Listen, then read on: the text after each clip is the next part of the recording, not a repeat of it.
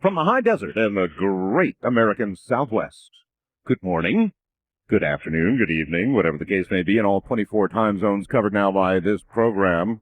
I'm Art Bell, and the program, of course, is Coast to Coast AM. Glad to have you. Well, I see that our president is planning to announce in several days that the U.S. is going to get out of the 1972 Anti-Ballistic Missile Treaty, which means to me we are going to be building anti-ballistic missiles. Now, it is required that we give Russia 6 months' notice before packing it in.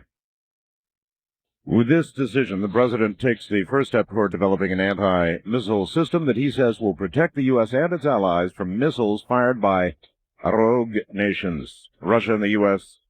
have warned Bush that withdrawing may trigger a nuclear arms race. Now, that's interesting, and I suppose if you put yourself in the shoes of the Russians or the Chinese, they don't necessarily have the technical capability to build an anti-missile system, but they do have nuclear weapons perched at the end of ballistic missiles. So there's a little bit of danger window here, because if you've got them, if you figure the U.S. is going to be able to successfully build a shield, then, of course, if you've got them, you better use them or you'll lose them. That certainly would be one mode of thinking if you put yourself in the enemy's, the potential opposition's shoes. He corrects himself. So, I don't know. Good idea, bad idea, what do you think? The Tora Bora area, U.S. B-52s are just bombing the hell out of Tora Bora. They believe that Al-Qaeda top dogs and maybe even Osama himself may be there. A lot of confusion at this hour in Tora Bora, because there was an initial report that the Al-Qaeda forces were surrendering. They had been given a deadline, and they were surrendering, and now that report appears to be at this hour in question, so nobody knows for sure. But if they don't, of course, the B-52s will crank back up again. You'll probably see a bunch of bunker busters go off, and all hell will break loose. Otherwise, we'll just have to wait and see. Confusion always in situations of war. Senators who apparently have had the opportunity to review the videotape presentation of Osama bin Laden whooping it up over the September 11th attacks, are saying when it is released, and they're thinking that it may be released very shortly, next day or two, it's going to convince all of us that he is the one who was responsible for those attacks. They find him grinning and marveling at the destruction and death of the 11th. We could see it perhaps as early as tomorrow. And in the first criminal indictment stemming from what happened September 11th, federal prosecutors today charged a French-Moroccan man who, get this, was in jail a month before the attacks with conspiring with Osama bin Laden to murder thousands in the suicide hijackings. A 30-page indictment. Federal agents seized computers in 27 cities today. They went a hacker hunting, and they found them. 27 U.S. cities where people are putting copyrighted software, Microsoft Windows and all that sort of thing, up on the Internet for all who would download it. Operation Buccaneer. You get the pirate connotation there, right? Operation Buccaneer was directed at 62 people in Australia, Finland, England, Norway, and right here in the good old U.S. of A. Federal Reserve cut the interest rate a quarter point today, and everybody went, oh, oh, oh. Didn't impress anybody. The other news. You're not going to believe this, but the security guards at Area 51, known affectionately and not so affectionately as Camo Dudes, C-A-M-O, Camo Dudes, walked off their jobs Monday in Las Vegas at the covert military installation known as Area 51, a place they said they can't talk about. The union president, Vernon Hall, said, when asked about where he worked as he and more than a dozen other striking security officers displayed on-strike signs on Haven Street near McCarran International Airport, quote, use your imagination. Where do I work? Use your imagination. That is where nondescript passenger jets, known only as Janet planes, very routinely take the guards and other workers to the installation on the dry bed of Groom Lake, 90 miles north of Las Vegas, a place they referred to only as nowhere, in quotes, and, in quotes, out of town. Hall, leader of the Security Police Association of Nevada, an in-house collective bargaining unit, said the association's members decided to go on strike after 3 months of negotiations for a new contract with their employer, EG&G. Said the issues include lack of adequate wages and benefits and time and... Oh, let us think about this.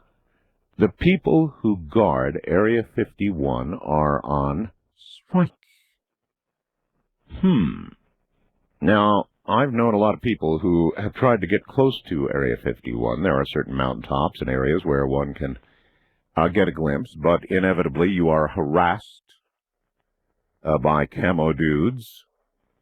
By the way, that name comes from the camouflage stuff they wear when they're working. And they'll find you. I mean, you'll see vehicles approaching, and they will scare the you-know-what out of you. They'll get you out of there. And actually, it is an area where, if you decide to violate the security, you can be shot, dead.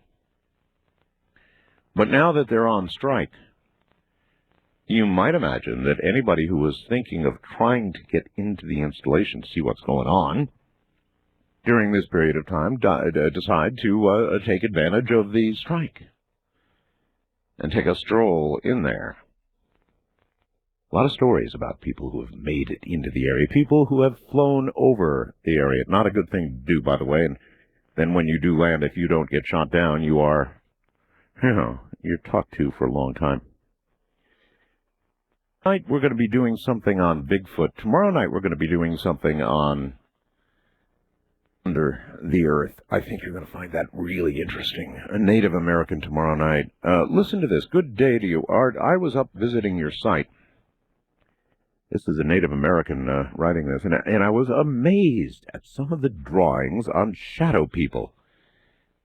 Have sent to you. I'm Cherokee, part Irish, considered a shadow walker. And I'm sure there are others out there just like me to meet any. And by the way, looking at the drawings on your site, now I'm sure of it. There are different types of walkers out here, though. But with what your listeners are drawing, it appears about 75% of them are seeing shadow walkers. Shadow walking is kind of like astral travel, just a lot more intense. It can be done while awake, which most will, for example, do it unknowingly while they're sleeping. It's hard to explain, but to give an example of this gift, it's like a extremely strong, vivid visualization. I say vivid because you're able to touch, feel, and interact with other beings on different planes. But I feel it's really intended to help or protect others, never meant to harm or scare. So your listeners could be seeing another type of shadow person too. Skinwalkers, for example. They pretty much look like a shadow walker, but to the natives, they mean trouble. These walkers are considered shadow stealers, according to the elders. Once you are attacked by a skinwalker, there's nothing you can do to stop it. But no one has told me what may happen if you're attacked by one. It does, at times, seem like something from a Twilight Zone. But believe me, it's very real. We do exist. We do exist. And there's a lot more to this story, but later. Namaste, Art. Signed, Shadow Bear. Thought that was pretty interesting. It would resonate with quite a few of you out there. Steve writes, Steve, logically, and I've only listened to your show for about 30 minutes. ever last night, though. For some reason, I tuned into your show by accident, talking about entity attacks by shadow people. And I'm a person, Art, who refuses to believe anything that sounds that crazy. I'm what you might refer to as a skeptic, which is why I'm writing to you now. I think that I may have been experiencing something very similar to what your audience has recounted. My experience took place about 2 days ago. I was in the hospital with my wife because our 1-month-old daughter was admitted due to a high fever she had, about 11 p.m. When I pulled out the recliner that is provided in the room and converted it to my bed for the night, I was asleep on my belly, dreaming about various things that are currently too faded to recount. What I can recall vividly during my dream, I had become aware of my surroundings. Almost simultaneously, I felt an evil presence in the room. I was frozen with fear and didn't move a muscle, hoping it was just a bad dream. All of a sudden, I felt the mattress sink in as if someone had knelt on it. Oh, God. I then, he goes on, really panicked, but was still paralyzed. What came next really left an impression on me. It happened so quickly, frightening. I saw 2 black, featureless hands and arms grab each of mine and felt a body lay on top of mine. When this happened, I was engulfed by this infinite blackness and impeded any movement or breathing. I instantly thought, oh God, I have just died. This is what it is to be dead. And I began to mourn the fact that I would never see my family again. Just as I was giving in to the situation, I thought to myself that if I'm able to think that I am not dead at all, that if I can think I'm not dead, I'm not dead at all. I then began to attempt to shake my head and succeeded. When I was able to move, I was released immediately from its grasp and felt as if I had woken from a deep sleep. Looked around for any sign of the being and found nothing. I found it kind of amazing that this topic came up on your show just days after my experience. And I guess this man now wants a skeptic's skeptic, he said, is something of a believer. Things erupting from the earth in strange places. Very strange places indeed. If you listen very carefully, that's the topic coming up in a moment. Now, guess what? Today, KNYE, my radio station here in Toronto, 95.1 on the FM dial, got in its T-shirts. That's right, we made T-shirts. And if you would like to see it, if you'll look at my webcam right now, artbell.com, and the webcam photo, you'll see me proudly wearing my new T-shirt, my 95.1 KNYE T-shirt. We also got, it's kind of cool, we got bumper stickers that we're going to begin to give away. We've got coffee mugs coming and all kinds of goodies. They're on the way. But if you'll take a look at my webcam, you will see our logo on my T-shirt. I love black T-shirts. I've always loved, and I hate white T-shirts. For camera stuff, if you take a picture of a white T-shirt at work, it looks like a white blur. It's awful.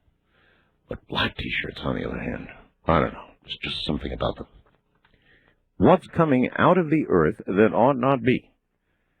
Or maybe it is normal. There's a big Arctic eruption going on at the Gackle Ridge. And they've got magma coming up from the Earth's mantle. It's said to be rather exciting to be the first scientist to observe a volcanic eruption in an ultra-slow-spreading mid-ocean ridge, an event in and of itself that rarely occurs. Even better is discovering that the USS Hawkbill, which is a submarine equipped with scientific mapping tools, just happened to have been passing by at the same time and recorded the whole event, while the scientists on board were completely unaware of the eruption. Intense seismic activity began at Gackle Ridge in January of 1999 and continued for 7 months. The Gackle Ridge, again, the slowest spreading ridge in the world, located in the Arctic Basin. Initial reports suggest such as the one, published on February 15th in Nature, have sparked much interest in the area, culminating in the recent excursion of the U.S. Coast Guard icebreaker Healy. So they're really, really interested in what might be going on, or what is going on beneath the frigid waters of the Arctic. The subs up there. I've got a kind of an interesting story here about cell phones. You know, cell phones are not my favorite thing in the world. And now, maybe I like them even less.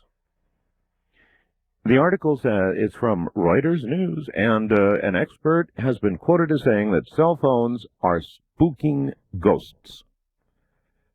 Mobile phones are killing off ghosts, according to a British expert who has spent years researching the occult on Sunday.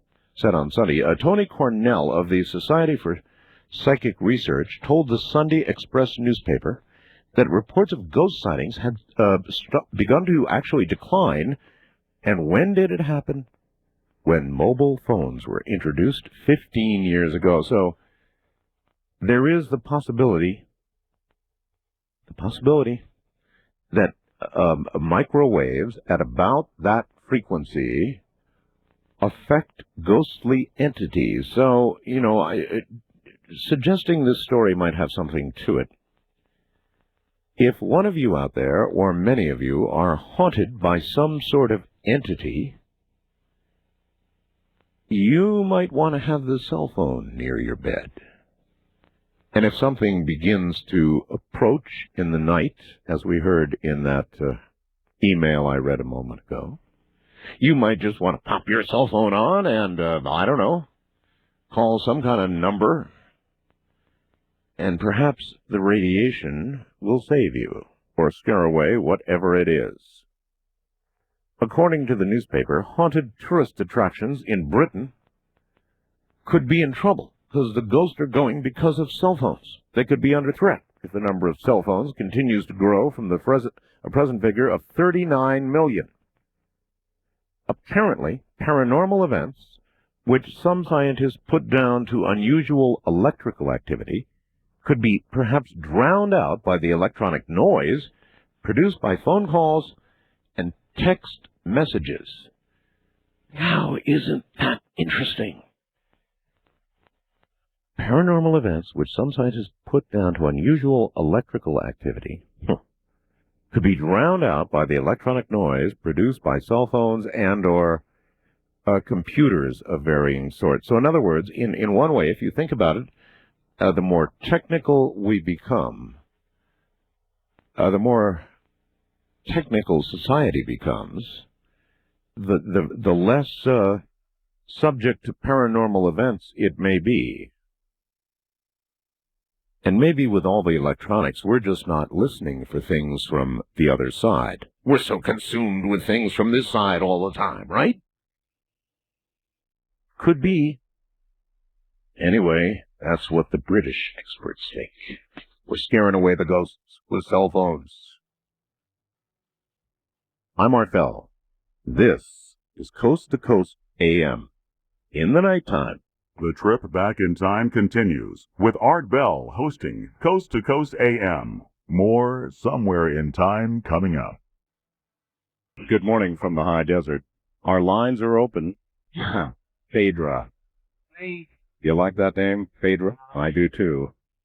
We're going to do open lines, and then top of the hour, we're going to be talking with Robert Morgan, the Bigfoot researcher, Robert Morgan.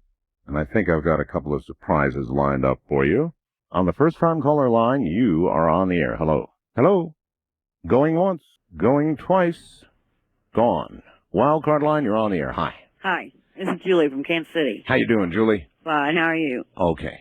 I was wondering if it's just me or if anybody else has noticed that on all the commercials and TV lately, we have these alien commercials, and they're like trying to get us used to them. And oh, yeah. So we don't notice, like they're integrating them into society, so they'll just, in the future, they'll be like our buddies. Absolutely no question about it. So that one day, if we do hear about aliens arriving or see it on the nightly news with Mr. Brokaw, it will not be such a shock to us because we've been seeing it in movies and television and Well, hearing about it on my program, and it's really gotten bad in commercials.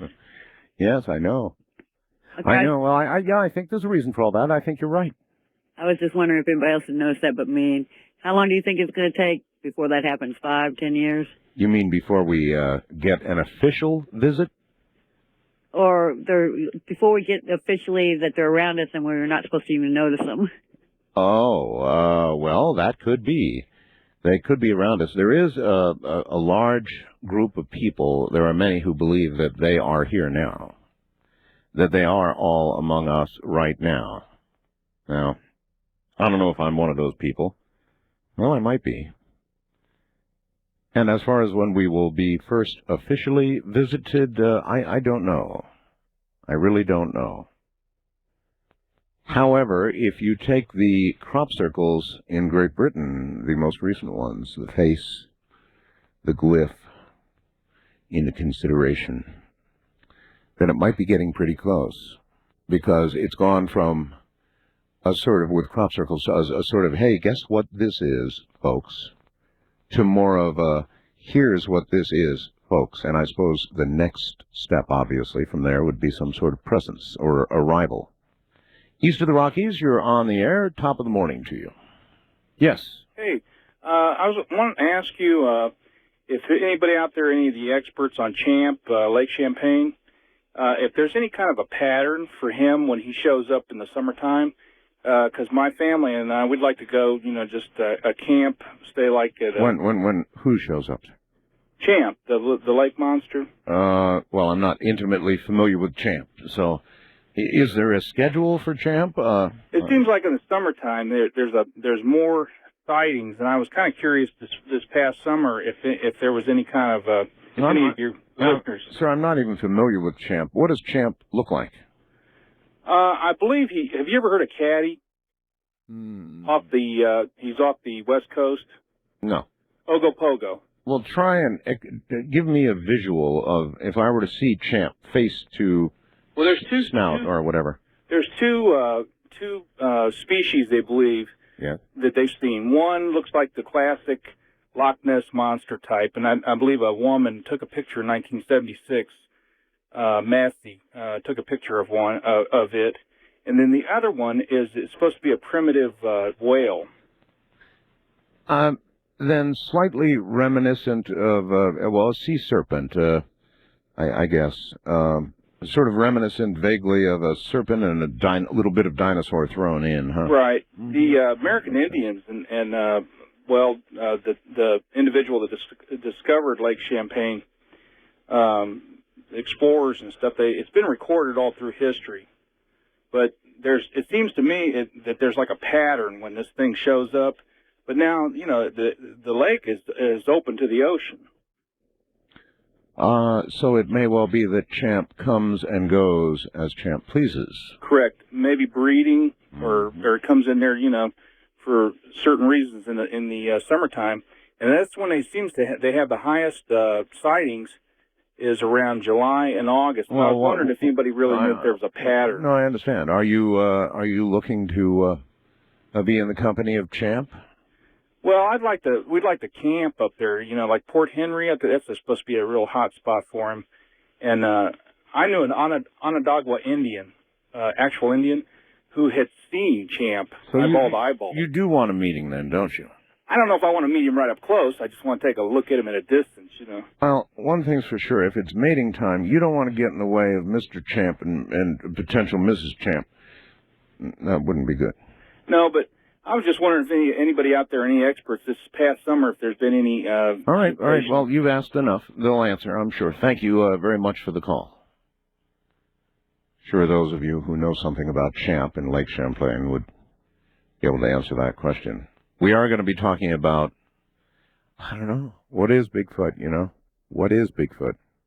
Is Bigfoot a monster? Is Bigfoot a dimensional being? Is Bigfoot simply something that has been here all the time, or much longer than we have, and continues to exist in a sort of an interesting existence, one that is neither fully here nor fully there because of the nature of sightings and the fact that we don't have any bodies yet. West of the Rockies, you're on the air. Hello. Yes, Art. Art? Yes. Yeah, Bob in L.A. Yes, Bob. When you and Linda and the other people start talking about that city off the coast of Cuba, I broke out my Reader's Digest Great World Atlas, and I was starting to look at Cuba, and then my eyes passed up to the page previous to that on Mexico and the Yucatan Peninsula, and something struck my eye. About 50 miles off the coast of Mexico and the Yucatan Peninsula, there's a perfect circle, a 375-mile diameter circle that's centered about 93 degrees and 40 minutes west latitude and about 21 degrees and 30 minutes north latitude. Now, at one time, they had postulated that about 50 million years ago, a huge meteor struck the Earth, and that's made that circle, yes. Right, that's possibly what sunk, the dinosaurs. Now, if you look at the Gulf of Mexico, I don't think the Gulf of Mexico was there at that time. Because if the meteor struck there, and you track it, the Gulf of Mexico, to the northeast, it heads right up towards the Bermuda Triangle. Right. Now, if that meteor entered into the Earth, and they say some postulate that it actually penetrated the Earth's crust. Now, that would have left a huge open borehole right down through there. Absolutely. Now, you move forward about 49,990,000 years. And here we are. And all of a sudden, you have people there, and it had subsided, the water came in, or there was just land there. And we had another cataclysmic event happen, and that particular area sank. Well, 2,200 feet. It is as good a guess, sir, as any, or as good a scenario as any. Right now, everybody is predictably in an uproar. As I read you last night, some British scientists are all upset about Paulina Zalitsky's find, and they don't like it. They don't want to hear about it. They don't want to think that everything they have thought previously could be all wrong and they could be all wet. And, there could have been people running around on Earth long before any of them said it could be.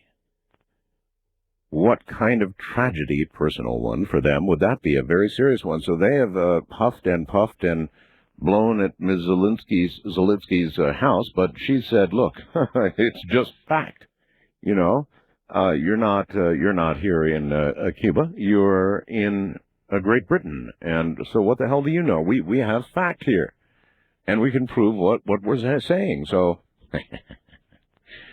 I guess the report so long ago was right.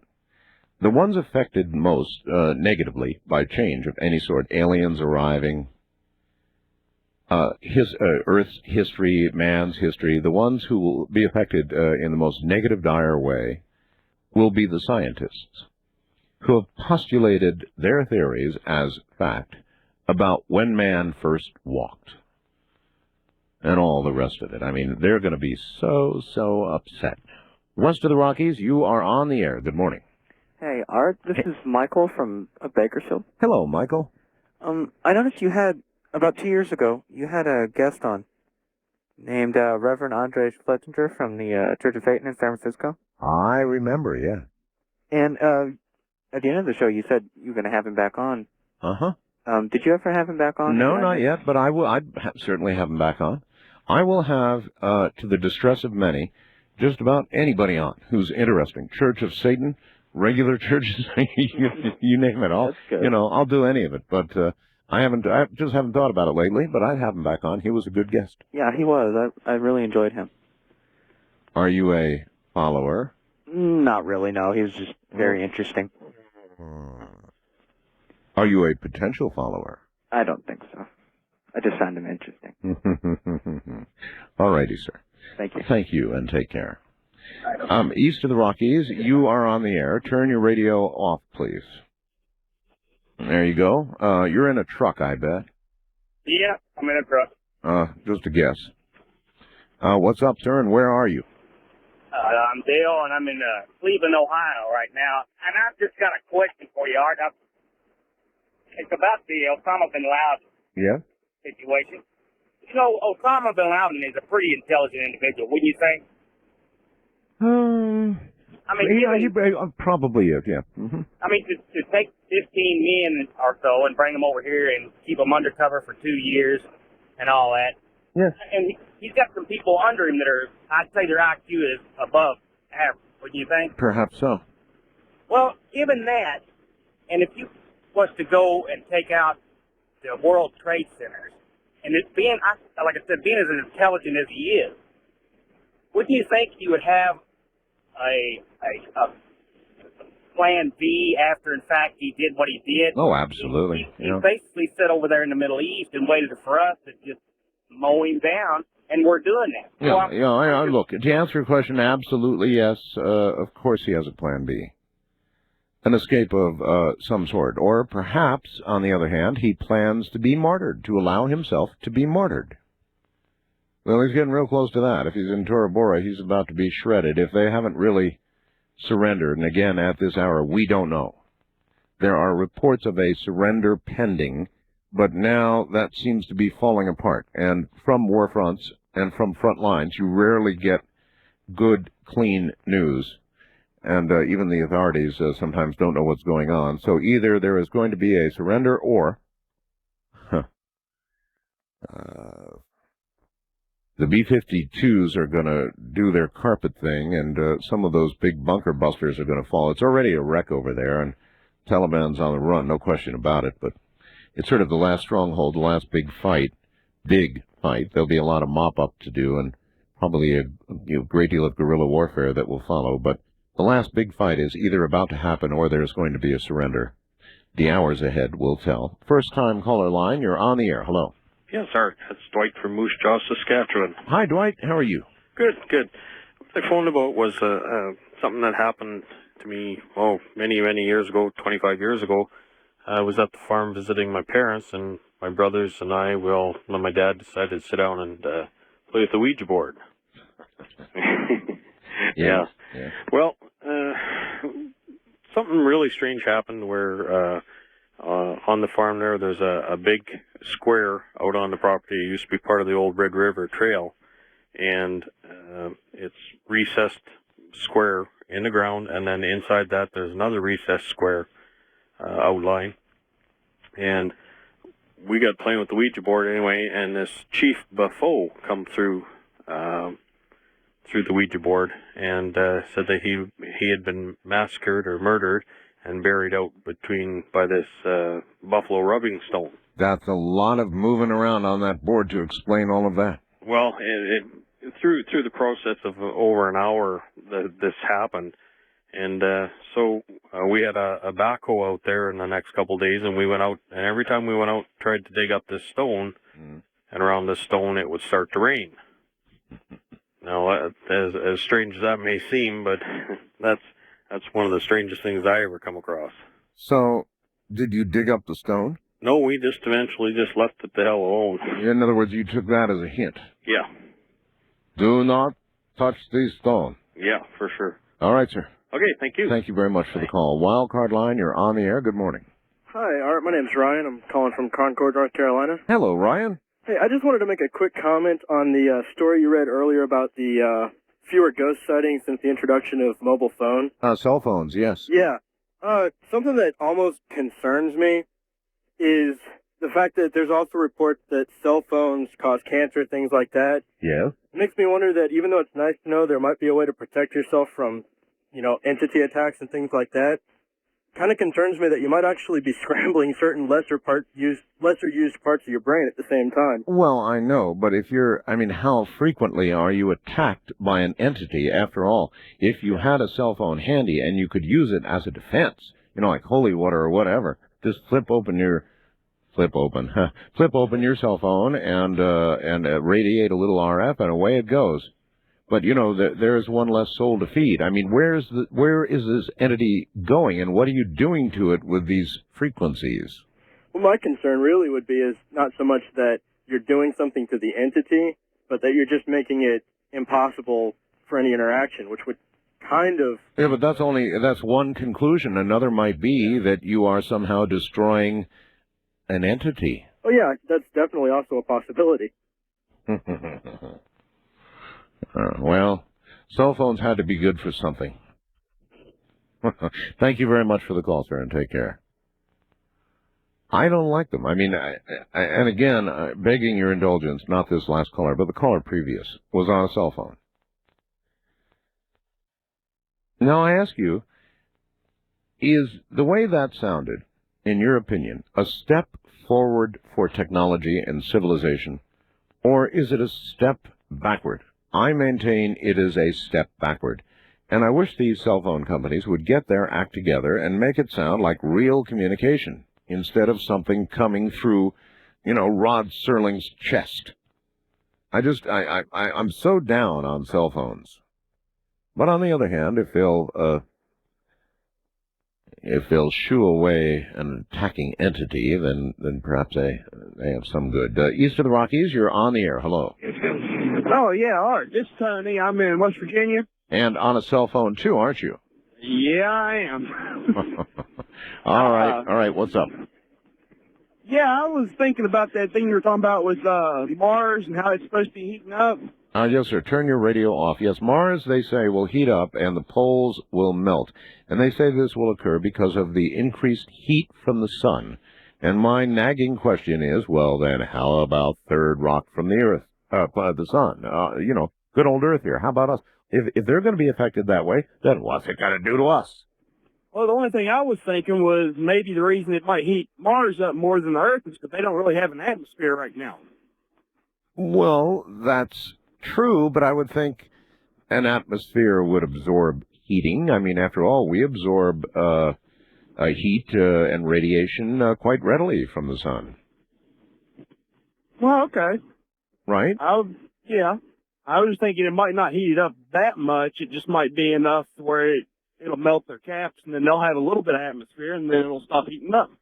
Well, maybe, or perhaps, as I said the other evening, there is another possibility, and that is that depending on the sun's cycle, or cycles within cycles, it may be that every now and then Mars becomes the habitable cool place to be with an atmosphere and water and all the rest of it.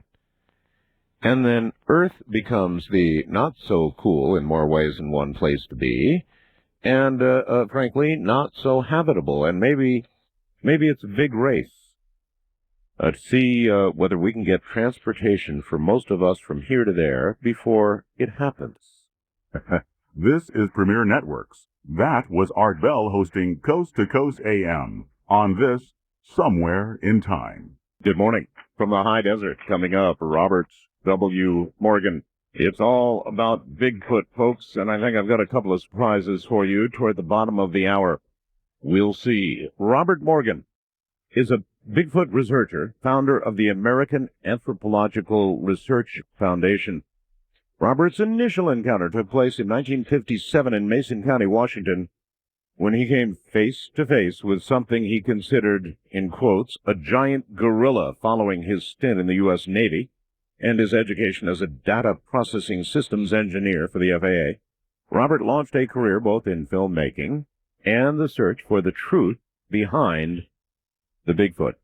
He recruited a 17-member science advisory board that included many luminaries before organizing 6 of the most scientific expeditions ever formed in America. Backed by the National Wildlife Federation and other private parties, his 1974 expedition resulted in the classic film The Search for Bigfoot, and his inclusion in the record-setting Smithsonian series Monsters, Myth, or Mystery. His photographs have appeared in many publications, including Arthur C. Clarke's works, Great Magazine, and multiple other works, has appeared on many TV and radio shows, including repeatedly here. In addition, several Native American dignitaries have assisted Robert. Robert Morgan coming up. And now here is Robert Morgan. Robert, welcome to the program. Thank you, sir. Thank you for calling me and inviting me back. Oh, it's just great to have you back. Well, I consider you sort of the ultimate Bigfoot guy.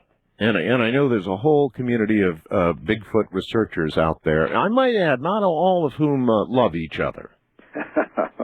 That seems evident sometimes, and that's sad, isn't it?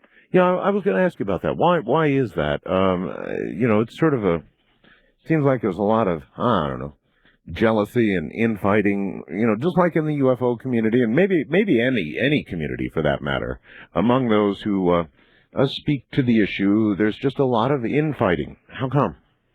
Well, this goes, at first, when I first encountered it, I thought that it was strictly an ego thing, and I thought that perhaps it was because some of the, I call them so-called researchers, were more into the research to gather limelight to themselves, to attract attention to themselves. A lot of them were from very small towns, and they were the big man on campus, so to speak. And they really had no academic credentials behind them. They had no really formulated plan of any sort.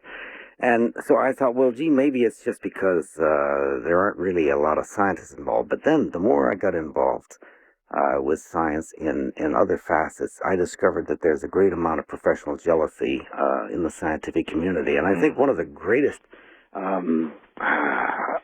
disservices has been done to Dr. Grover Krantz at Washington State University, a comparative anatomist and a very well-educated man.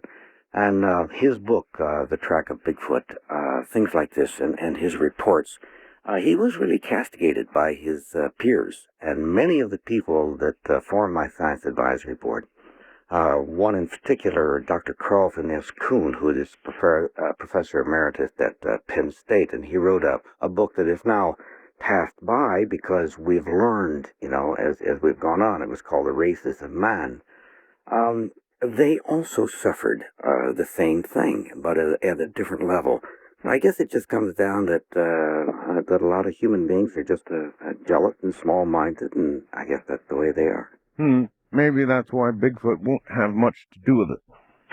I don't blame them, as I've said so many times, people talk about Bigfoot this and Bigfoot that, and I say, well, the one thing about them, I've never heard of them raping a child, kidnapping anyone. I've never heard of them breaking into a car, stealing it. I don't think they use dope, and it goes on and on and on.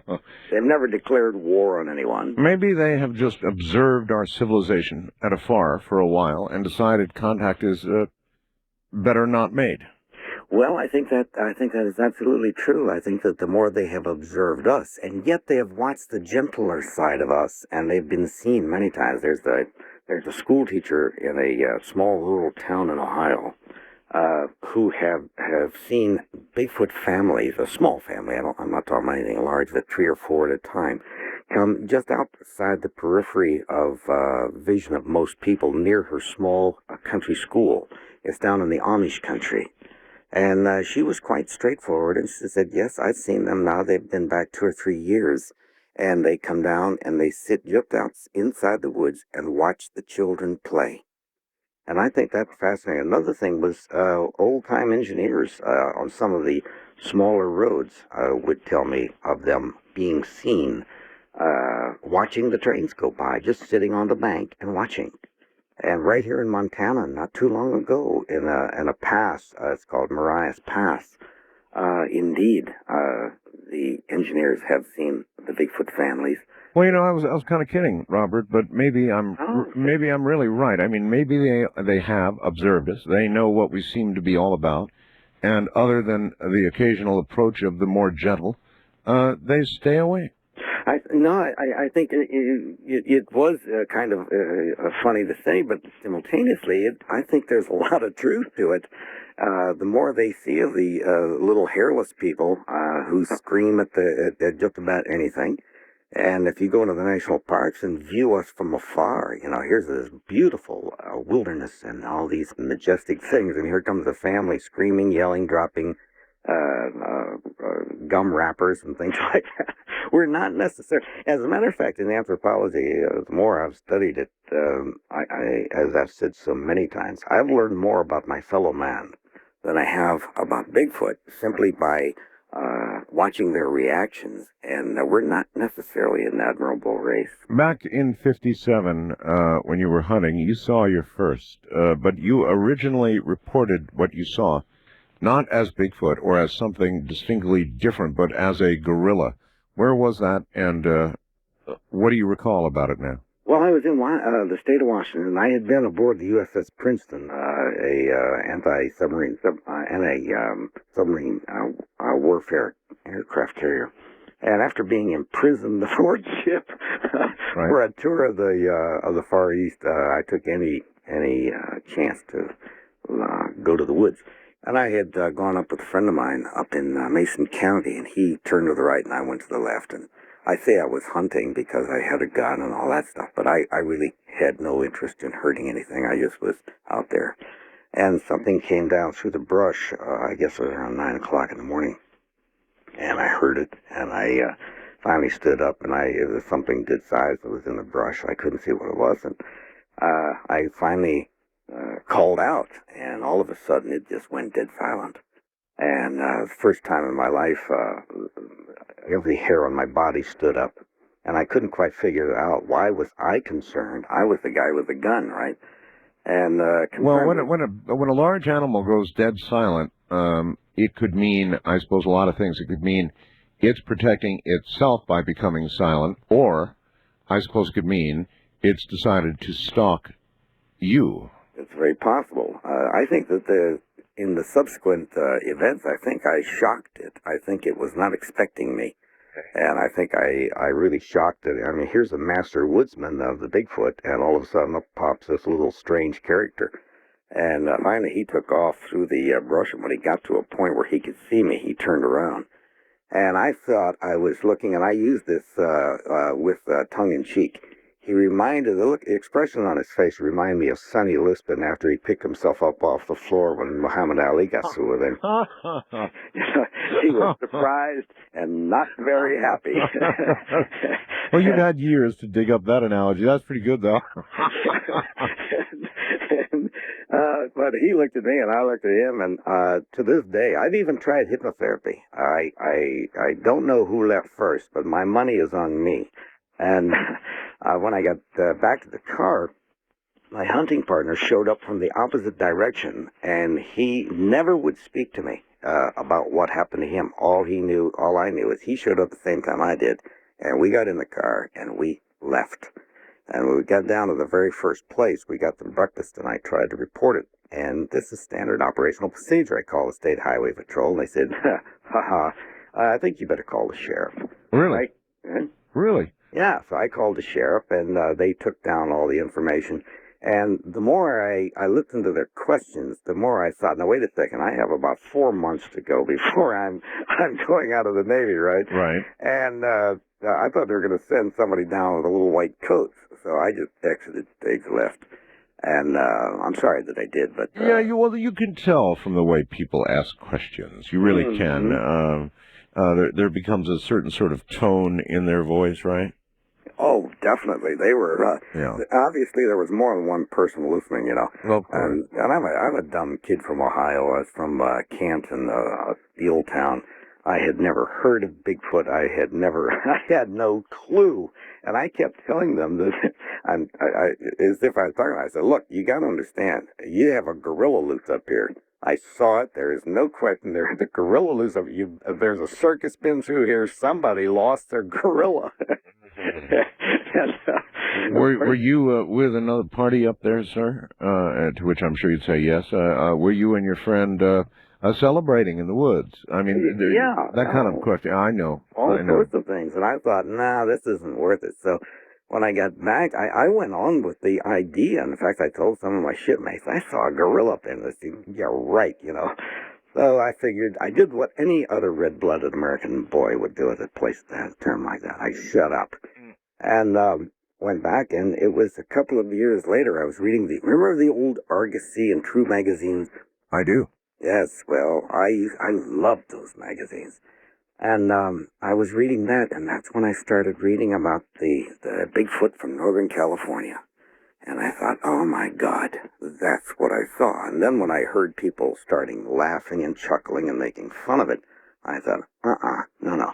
So I did like a lot of people again. You know, we all have these lists. One of these days I'm gonna, you know. And the list went on. But that was part of my list. And finally one day I said, let's do it. Okay, well, I mean, you must have known, though, somewhere in some part of your mind that what you saw really was not exactly a gorilla, or you would not have proceeded the way you did. No, well, that's true. But, you know, it's like if you take someone from the desert and you show them a tall smoke tree, and that's the only tree they've ever seen. Then you take them to the redwoods. They're in tough shape. It's interesting you should mention that. I am from the desert as an adult. You know, I love the desert. It's my place to be, and I just love it. And I happened to go visit Bob Crane of the Sea Crane Company, a friend of mine. He lives up there among the redwoods. I mean, the big. There you go.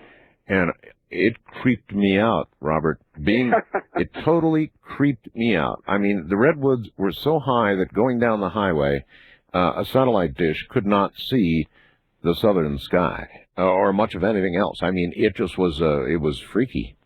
Something that's always puzzled me is how anyone could have ever put a saw against a redwood tree.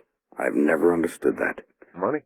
I suppose, but that's another thing I've never understood, is doing things just for the money. That our heartbeats are finite. They're not infinite. They're finite. We have a certain amount of heartbeat. Yeah, but a lot of people aren't counting, Robert. I guess. I count every single one of them, and I have for a long time.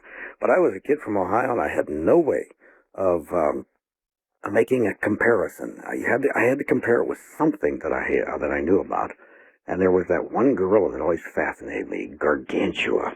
And so that's the only equation I could make at the time. You organized a whole bunch of what would you call them? Expeditions is what you'd call them. You took people out for magazines, got involved with magazines, took people out in hunt of, looking for this creature, right? Well, not in the beginning. My very first trip, I was going alone. I had moved to Miami, Florida, and I organized myself. I always wanted to live in Miami, and I'd worked with the FAA, and I had some problems there that I just couldn't tolerate. They were buying useless parts for 86,000% markup, things like this, and I discovered it. And my position was fairly responsible, and I just couldn't handle that. Mm-hmm. So I realized the air traffic control system was in serious trouble. Met a fellow by the name of F. Lee Bailey. I'm sure you've heard of him. I've spoken with F. Lee. Yes, and he and Ed Janata, he had formed PETCO, which unfortunately ran up against Ronnie Reagan. But I spoke to him, and I just couldn't go on. And they said, well, why don't you resign, write a book? So I did. It was called The Life Jugglers. But anyway, it was about the situation. I got to Miami, and I thought, I'm going to the mountains. And I had run a statistical program. And I had chosen places in America, or in North America, actually, where the ecology had not necessarily changed, not essentially, and that the systems, the ecosystems could still support a life form such as that. Yeah, I guess you could sit down with a really good map and basically look at the totally isolated probable places. Yep, and you factor in things like Indian legends and recent sightings and just all sorts of things. I had a lot of fun. I had a lot of late night times and working with the computers. So I was able to write these little programs and run this thing. And it was testing the computer, and at the same time it was doing some good. And so I decided to go by myself. And I was going in the month of March because I figured they were going to come out of wherever they were, and they had to leave tracks. And little Bobby was going to be there on his snowshoes. So I set this up, and when two fellows found out I was going, they said, nah, you're not going by yourself. We're going with you. And so that's how it began. And when we got back, I was petitioned by Ivan Tour Studios. You remember the people that made Gentle Ben and all that? Sure. So the president called me. It got in the newspapers because one of the guys had a big mouth. And I was just doing it for myself. I didn't even think the public would have any interest at all. Well, indeed they did. And Bill Griffey was the president of Ivan Tours at the time. He called me, said, "I'd like to have lunch with you." So I went up, and like a dummy, I went up and sure, sat down and talked to him. And the more things went, of course, then the National Wildlife Federation called me, and everything is history from that point. Well, during any one of these expeditions, did you find what you were looking for? Oh, yes. Oh, absolutely. As a matter of fact, on that very first trip, that program that I wrote, Works of Magic, the very first night, this is hard to believe, but there were two other guys with me. Mm-hmm. All we had was a map. I'd never been to this part of the state of Washington before. Up toward Trout Lake, we had driven to the end of the road, and the snow was above the camper on my pickup truck. I got on the roof of that, we jumped off into the snow, and we went walking. It was such a beautiful night. We struck tracks, two sets, and there was a smaller one next to a larger one. We could not match the stride of the larger one, heading toward Sleeping Woman Mountain, which is a wilderness area. Now, these were tracks of 2 feet. They were bipedal. I was not a track expert at the time, so I didn't know how to really look, except that I did shine a flashlight in at an angle. And these people, whoever they were barefoot, because you could see the separation. Barefoot in the snow? In the snow. All right, I want to ask you more about those tracks, so hold on. We're going to break here at the bottom of the hour. Robert Morgan is my guest. By the way, there's breaking news on the Drudge website. Drudge says Gertz, the American captured that was with the Taliban, warns U.S. intelligence of impending bioterror attack by Al-Qaeda. That's on Drudge right now. I'm Art Bell. Good morning, everybody. Well, Matt Drudge has done it again, breaking news. You know, that American who had been part of the Al-Qaeda. The headline is, Captured American Taliban warns U.S. intelligence of impending bioterror attack by Al-Qaeda. That's a big headline on Drudge at this hour. Breaking news. I'm Art Bell. Robert Morgan is here. And in a moment, I've got a bit of a surprise for you. Stay right there. Into the night once again. Now, suppose I were to tell you that I've got a couple of police. I've got a friend, a very good friend, named Renee Barnett, who's this television segment producer. And she said, Art, there's something going on with Bigfoot in Oklahoma. And she gave me the names of a couple of police officers in Oklahoma who apparently saw something. Now, I don't know a whole lot about the story beyond that, but there were, I guess, reports of, well, rather than try and guess what it's all about, why don't I bring this officer on the air? He's going to talk to us. His name is Dan. We'll only call him Dan. He's a police officer in Oklahoma. Dan, you're on the air with Robert Morgan and Art Bell. Welcome to the program. Hey, thanks, guys. Nice to meet you, Robert. My pleasure, Dan. How are you? Great. What's the story here, Dan? Can you even tell us what part of Oklahoma you're in? Northeastern Oklahoma. Northeastern, all right. Around the Tulsa area. So how did this begin? Me and my neighbor, he works for the major newspaper in town, and me and him went four-wheeling, and we went up to the northeastern part of the state, went quite a ways back off the road, traveled along the river. We followed the river for quite a ways, real rugged country, just four-wheel drive country. Sure. It was just about dark at the beginning of the year, around February, just almost getting dark.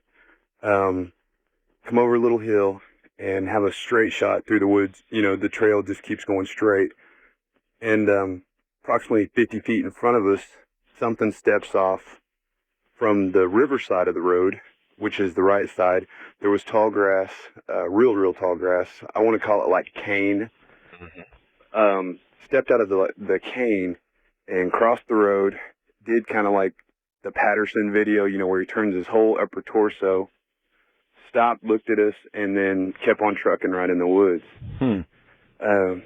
How good a look did you get? We were approximately 50 feet away. We got a pretty good look. It was reddish brown hair, long reddish brown hair, I didn't see any facial features that I can recall. When you know, it had that swinging arm walk. Walking on bipedal. Yeah, 2 feet. Yeah, walking on 2 feet. Approximately, I'm going to guess around 7.5, 8 feet tall. Oh my. Yeah, it was big. Walked right across the road and went into the woods, and then we watched exactly where it went to, and it stopped behind some big trees. And like I said at the beginning of the year, so all the foliage was still off the trees, so you could see quite a ways back in the woods. Were you tempted to go after it? Not at all. Not at all. We pulled up to, we stopped the Jeep in the same location where where we had saw it cross the road. Right. And we got out, and we still had a visual on where it had stopped. I got out of the Jeep, picked up a fairly good-sized log, and I heaved it, and nearly hitting the tree that I threw it, that it was hiding behind, and it didn't budge. It stayed there.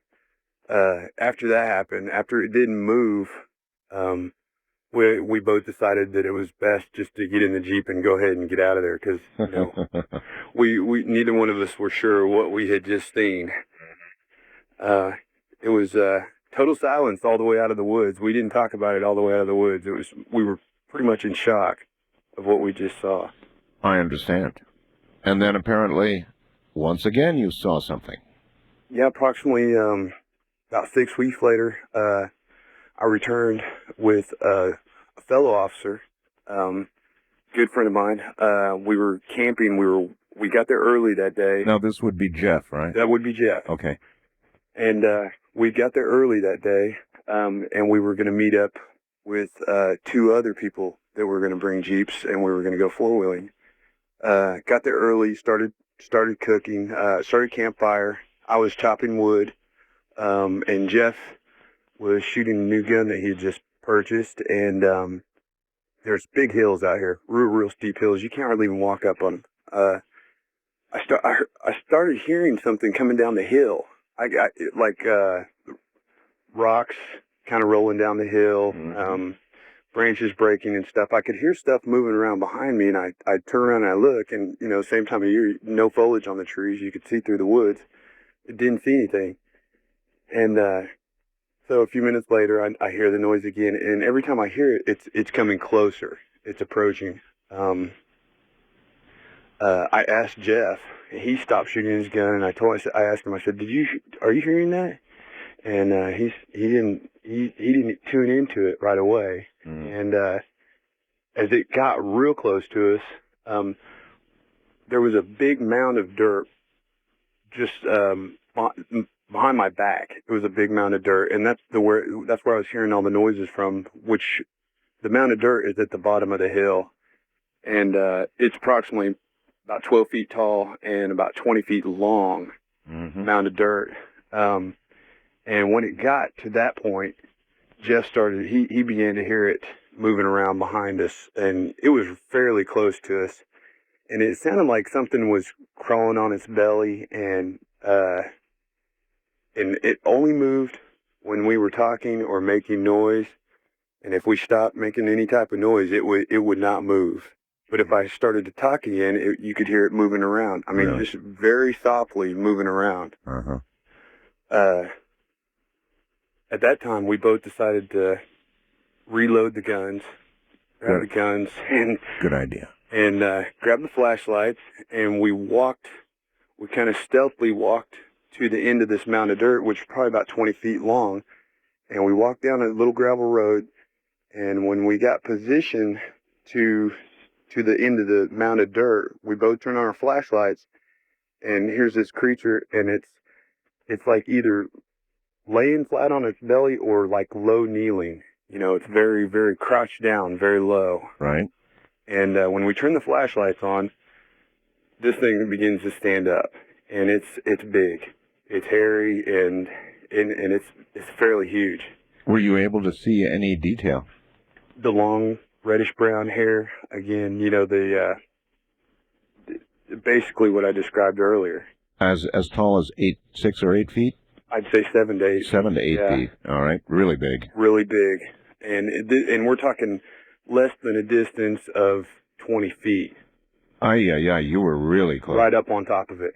It came down the hill and literally came all the way down the hill and approached us. You know, basically was watching us. I think it was just watching us.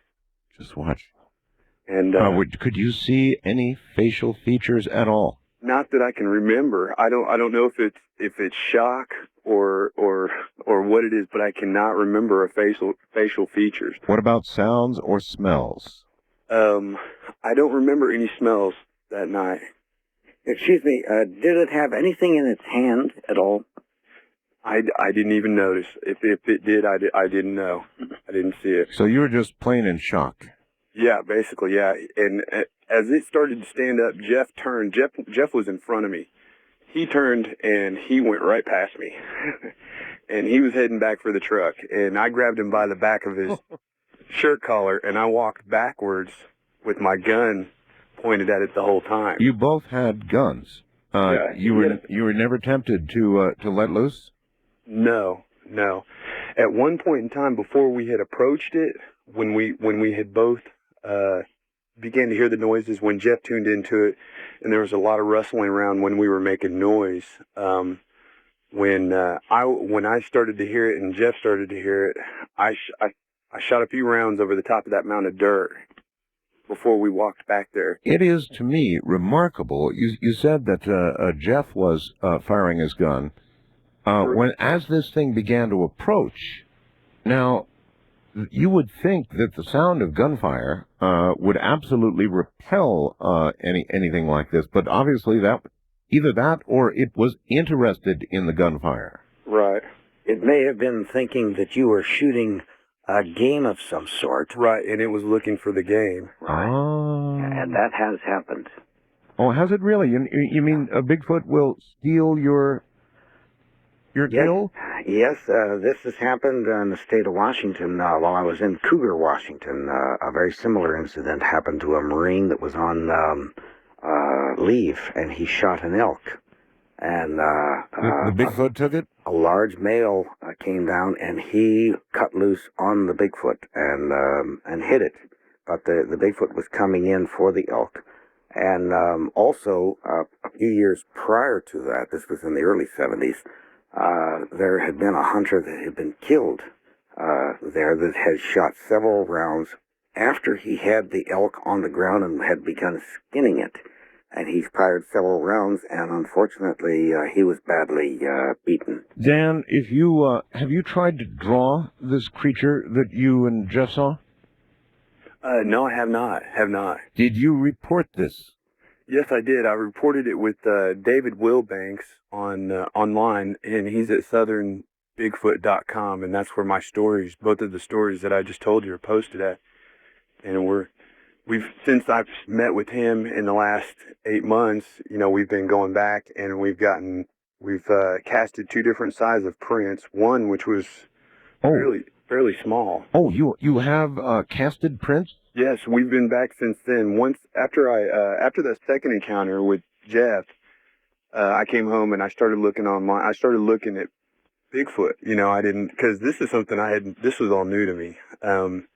I'd heard about Bigfoot. I'm only 32 years old, but Bigfoot, you don't hear about it every day. And I started looking online, and I ran across Southern Bigfoot, and they're based out of Oklahoma. And I contacted David Wilbanks, and he was real receptive. He came right up here, and the first day we went out there, we casted 2 tracks, 2 really great tracks. How big? I'm approximately about 13 inches long, and I'd say about 6.5 inches wide. Well, officer, maybe you understand now, when a witness has a hard time describing a perp because they were in shock, maybe you understand. Oh, yeah. I can definitely relate to it now. Listen, I'm going to... Robert, do you have any questions before I let Dan go? No, I was going to suggest that perhaps he and his friend, if they logged on to my website, there may be some information there that can help them. It's at truthseekers.org. Truthseekers.org. True, Truth Seekers. Truthseekers.org. All right, And we've got to look up. go to the American Yeti Expedition section and see if that can be of some help to you. And then if you send me an email with your address, I will send you a copy of our audio cassette and then the new CDs that I'm coming out with, and see if that can help you. All right, tell me something, Dan. Would you have reported this if you had been alone? I'm sorry, would I have reported it if it... Yeah, in other words, if you had been alone when this occurred instead of with another police officer, would you have reported this? No. Yeah, being a police officer, no, I already know. Okay. I have one question, one more. Yeah, sure. If you don't mind. And that is, when you were, your friend was firing his weapon, his new weapon, was it a high-powered a weapon or a small caliber? It was the Desert Eagle 44. It was a big gun, big handgun. I guess it was. Okay, I was curious that sometimes they'll come to target practice and watch. And when we both had a target picture, we both had guns drawn and a target picture to shoot at, and we're both trained, to kill. And at no time did either one of us, it never crossed either one of our minds to go ahead and shoot it, because we knew we were, the caliber of weapons that we had were just too small. I'm glad you didn't do it anyway, for lots of other reasons. Yeah. All right. And he never threatened you, did he? No. We had gone back since, and I know what you were going to say to that about you're glad that I didn't shoot it because of the theory that if there's one, there's probably at least one more there. You bet. And we have gone back since, and I've heard rocks clacking together on one side of the camp. I mean, we're talking 10 feet in the woods, and 20 feet on the other side of the woods, you'd hear rocks clacking and movement and so on and so forth. Well, Dan, in the same area, have there been locals reporting anything like this? Several. That's what Renee told me, that there've been reports of entire Bigfoot families and all kinds of things in your area. Right. Yes. Have the police there, have you all had official reports? No, I haven't checked on the official reports. I've talked to several of the people that have lived there all their life, several of the business people that have worked there and lived there all their life, and they've all either seen or heard several stories about Bigfoot in that area. Wow. All right, my friend, I really want to thank you for coming on the air tonight. Thanks, Robert, and thanks, Art. You My bet. pleasure. Good night, Dan. And in a few moments, we'll speak with Jeff as well. He's the other officer who was with Dan. I thought that was kind of strange that the Bigfoot, Robert, would literally, obviously, be attracted to gunfire. But I guess you answered the question. He figures there might be a kill, and he could get it. Yes, and he obviously has not been shot, and he's obviously also, I'm going to guess, he is a fairly young Bigfoot, even though he's full grown. He doesn't have the experience. The older ones will definitely shy away. So he is a young one and probably has moved into a new family area, and he's taking advantage of it. He's probably frightened some hunters away from their kills already. And that's like habituating a bear. It's not a good idea. Robert, what are these things? Yes, well, in a capsule form, it'll probably have some people screaming bloody murder. I have the feeling that they are the body ancestors to ourselves. They are the prototype that is so perfectly adapted to this earth. And then what has happened is there have been mutations or whatever causes the genetic changes to happen. And along came humans. Yeah, and along came humans. And but we're not so well adapted. I mean, we don't have the hair and the protection for being outside. Mostly we need to live inside, unless we're in a sort of a semi-tropical environment. Other than that, we need protection. We've got this skin, hardly any hair at all, and we can suffer and die very quickly in the elements if we don't know what we're doing. We're not adapted very well at all for the elements. We're terribly adapted, actually. And without the assistance of animal skins to make leather and all this other sorts of things, we have a very tough time surviving. So we're the only unbalancing feature in all of nature. I'm curious, how many reports, like the one you just heard from a police officer And here to come, his, well, I don't know whether it's his partner, but another police officer backing him up. How frequently do you get reports of this caliber? Oh, quite a few. Quite a few. And it's usually behind. I must really take my hat off to these gentlemen.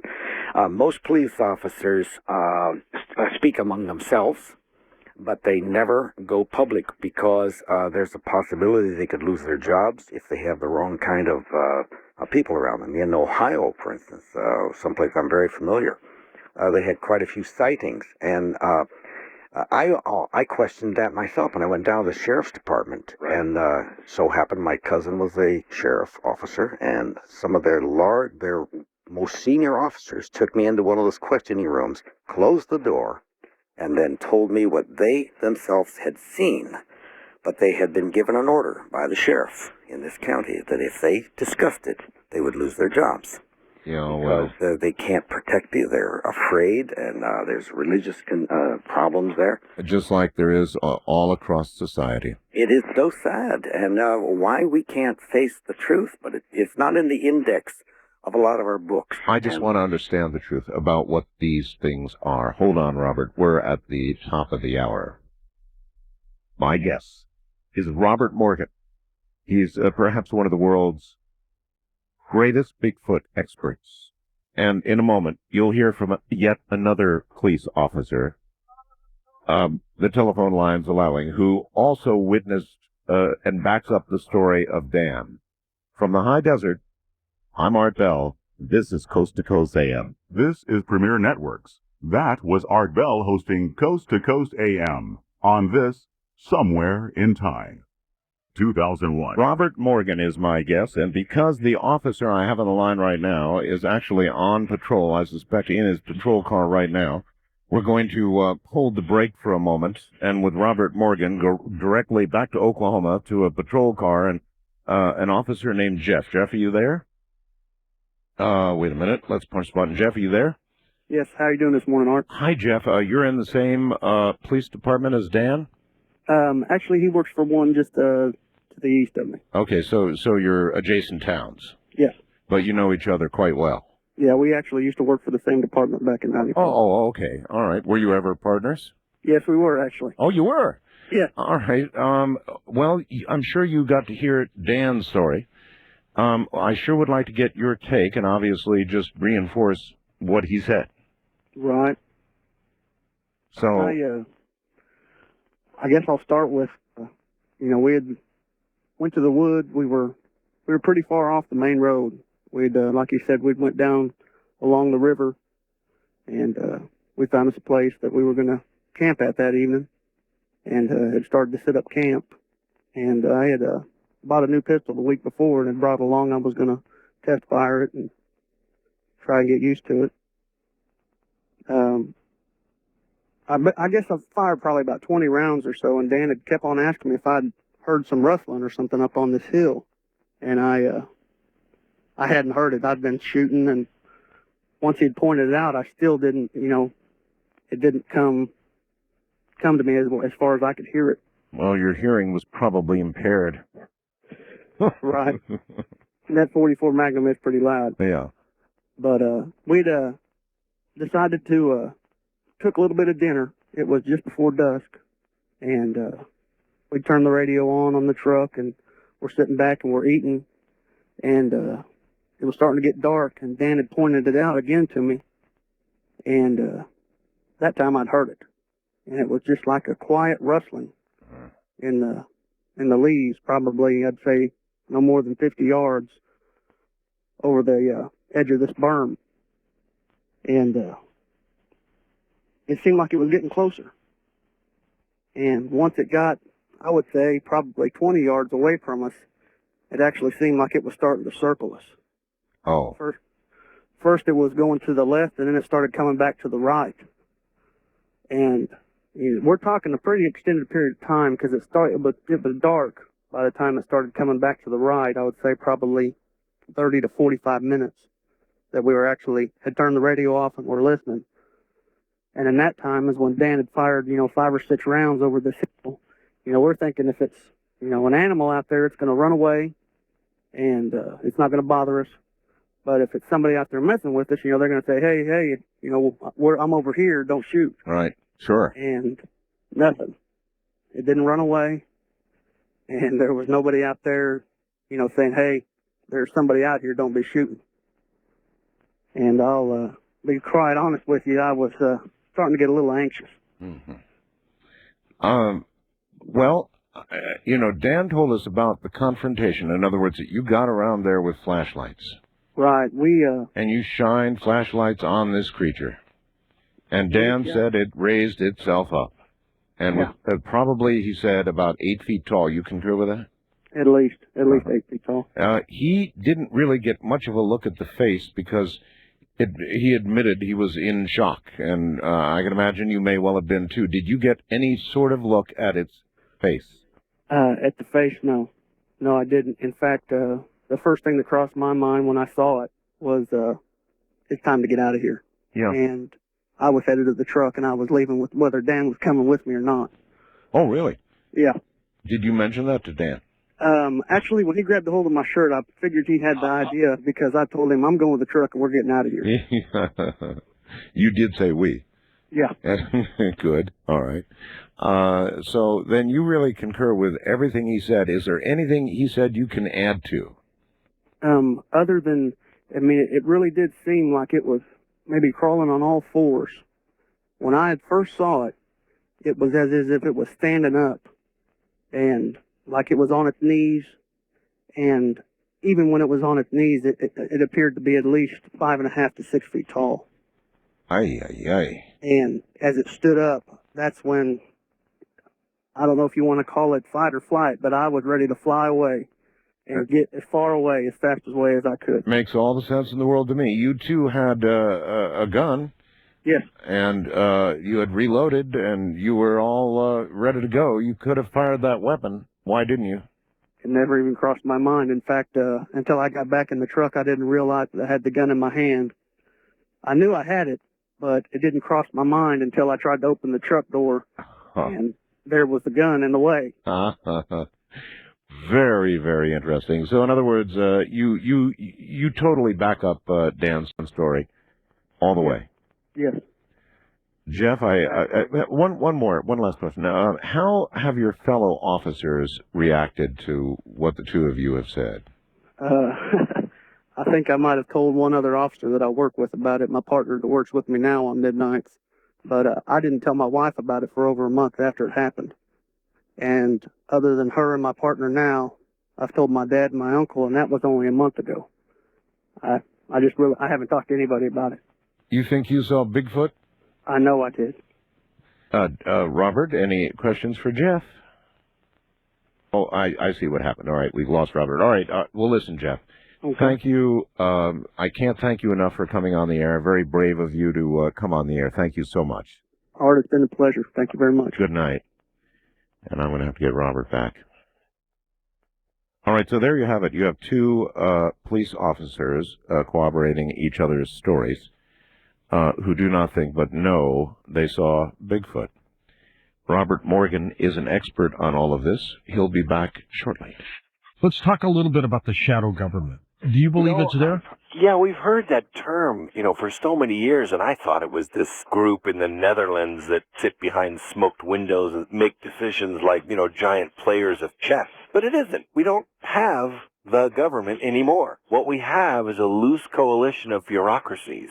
But we have no representation in that government. So when I look at the Constitution, I see it as a really inspired and eternal document that has been sidestepped in almost every legal way possible. So the process itself has been intentionally manipulated to facilitate a certain style of government. And it's taken a while to set up, but I think it's set up now and it's working just the way they like it. We need a systemic change in order to let the Republic be representative of the people again. All right, we are going to now try and get Robert Morgan back on the line again. I have no idea what happened. Sometimes those things do occur. Right in the middle of an interview, you just get knocked off. And I don't know how that can happen, because actually we've got a system that prevents that locks a guest in. Okay. Let's see if we get through. Hello? Robert. Yes, sir. Hi, I have no idea what occurred.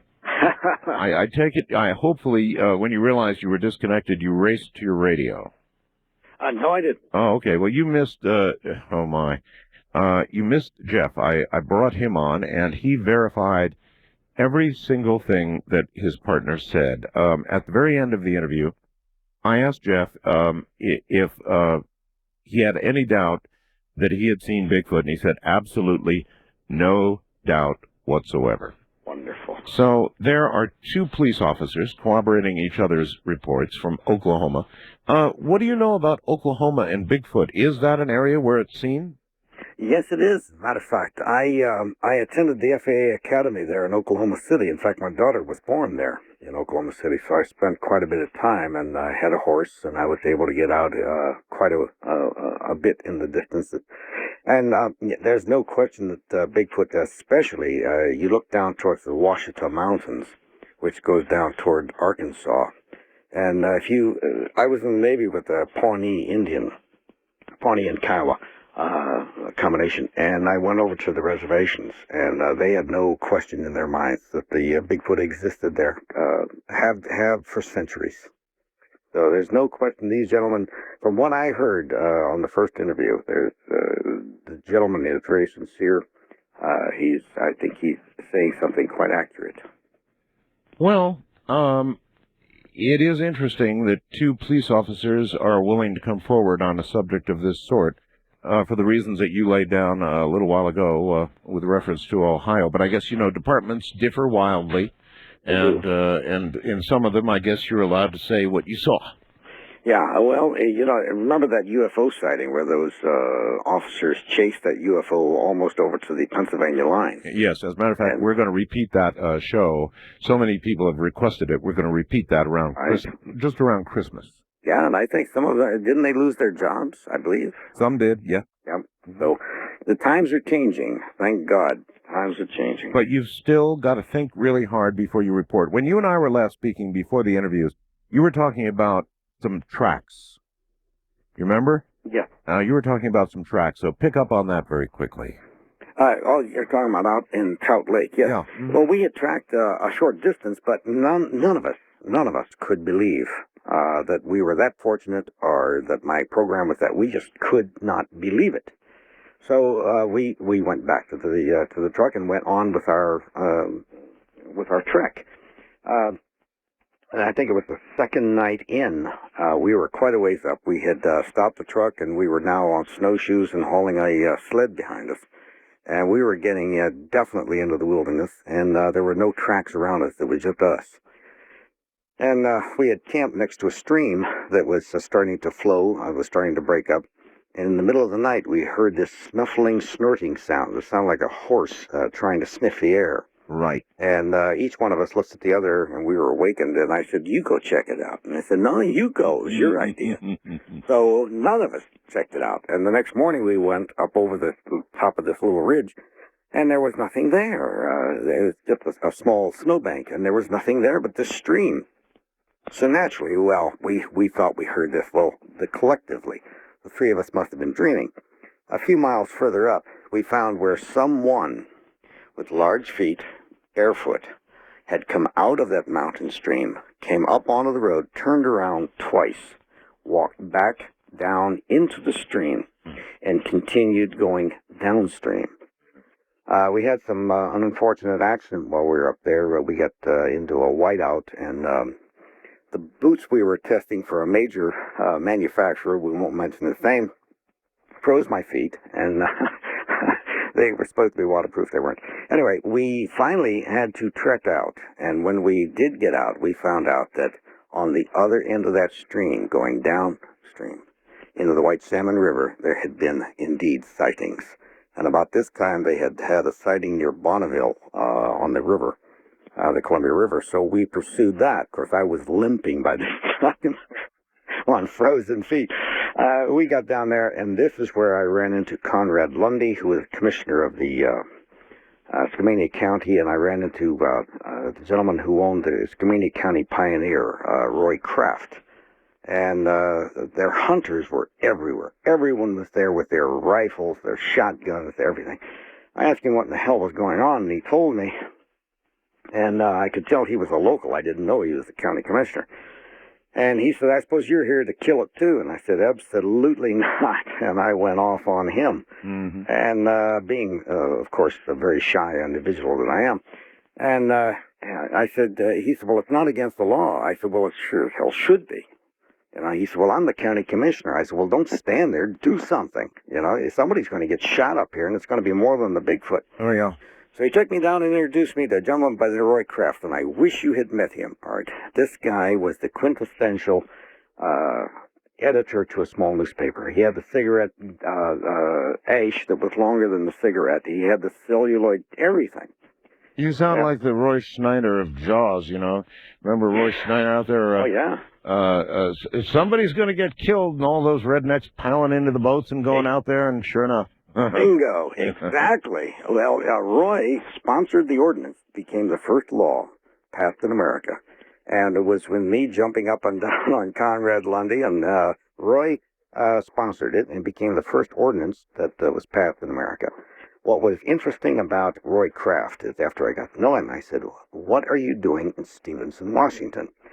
Turns out this fellow had been a PR agent, and one of his, he said, one of his clients had been murdered in Hollywood. His client was Marilyn Monroe. Oh, my. Yes, he was the press agent for Marilyn Monroe. And when she was murdered, he had had enough. He said he couldn't. And he continually said she was. He didn't say she died. He said he didn't say she was overdosed. He maintained she was murdered, and he wanted nothing further to do with it. So, this is an interesting thing about Bigfoot, you know. I've run into more wonderfully interesting people, and he was one of them. But that's how that first law started. And then, of course, there's that pinball effect. Are you really sure about this? In other words, we've talked about this before. There are many who say that one Bigfoot should be killed. One should be killed so that we can autopsy it, so we can learn about it, so that we can understand what we're sharing this planet with.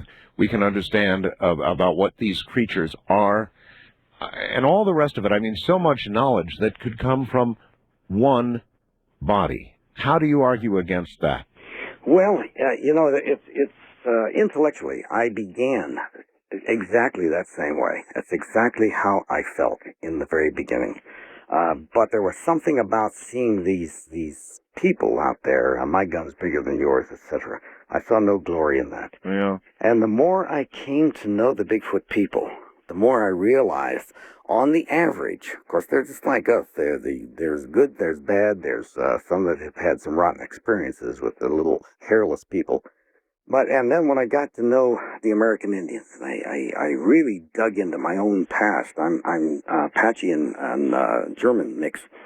And the more I dug into it, the more I realized how do we become so arrogant that in order for something to be protected, in order for something to be accepted, we have to kill it in order to dissect it.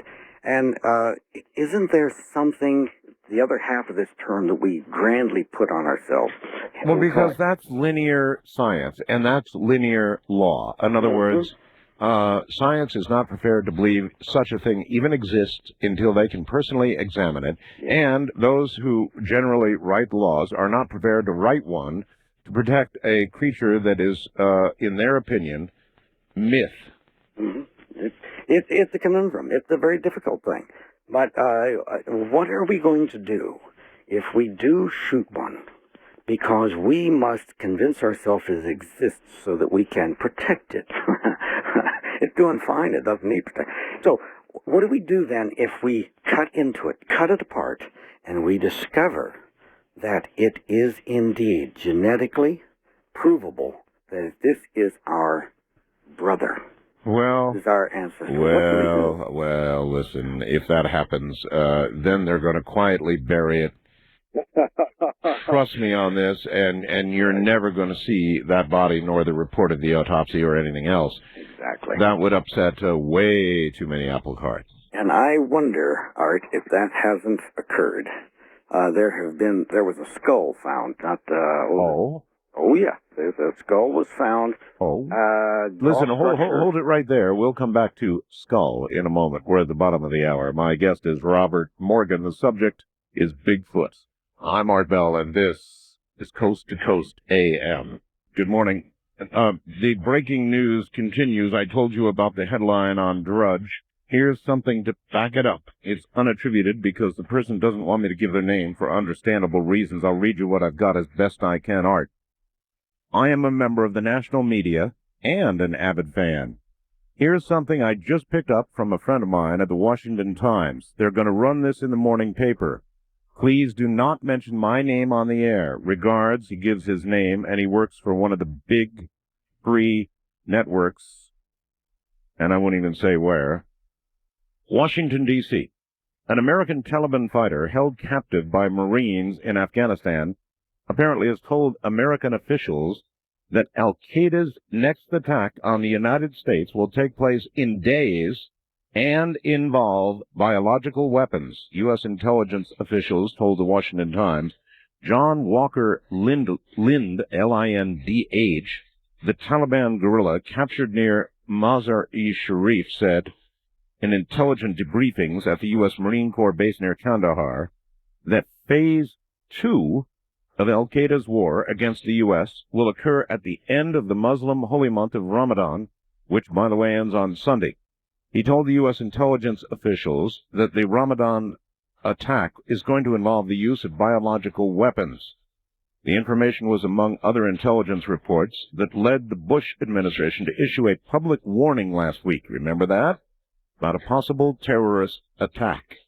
So, this allegedly is going to run in the Washington Times within hours, and it certainly would back up what we are seeing on the Drudge report this morning, so I guess you're going to want to bear all of this in mind. Tomorrow night here, we're going to have a Native American named Red Elk.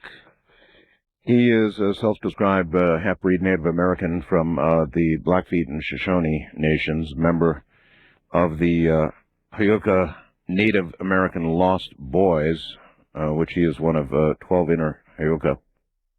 Was one of the last 9 members of the Red Web Society who are working to bring understanding to Earth. He is the official keeper of the tunnels, official keeper of the pyramids, temporary caretaker of the Flying Dragon Drum, very sacred drum on the Hopi Nation, the altar carrier of the nations, and he is going to tell us about a world underground that is going to blow your mind.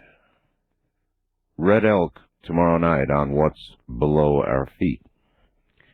Now back to Robert Morgan. And Robert, you know, I should tell the audience, and I want to make this very clear. I have a recording of Bigfoot, as you know, or is what is said to be Bigfoot. This recording I obtained from Linda Moulton Howe, who played it with the permission of those who made the recording. That is where I got the recording. You know something about the provenance of this recording, don't you? I'm not sure. I'd have to hear it to know. Oh, you want to hear it? Okay, here it is. That recording, Robert. Mm-hmm. Yes, I've heard that before. I'm not too awfully intrigued by it. The best recording that I recall is that I can endorse is by Ron Moorhead's group. They have a thing out, the Bigfoot recording. That particular recording, I've heard that multiple times, and it's nothing that I have ever heard. And I've heard them do all sorts of strange things. I have never heard anything like that. Have you heard a scream? Do they make a screaming sound? Oh, they make all sorts of sounds. All right. I've got one other that purports to be Bigfoot. What about this one? Weird. Listen. What about that one? That falls in the same category.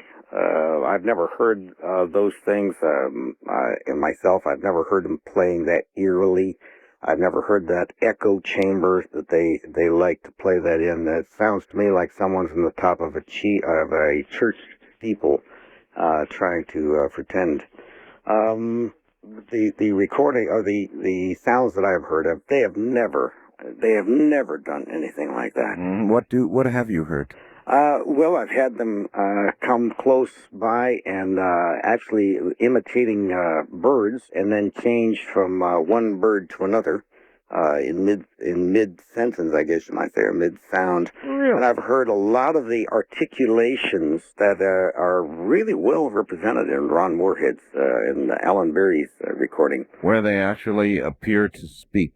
Yes, where you can actually, it's not just a someone howling or something like that, because they have no reason to do that. You know, they don't just go out and pretend to be a werewolf. There's no meaning to those sounds at all. Well, the sounds that I have heard have all had meaning. Yeah, I've also heard those, the ones you're talking about, and they actually, do you remember what the clearest was?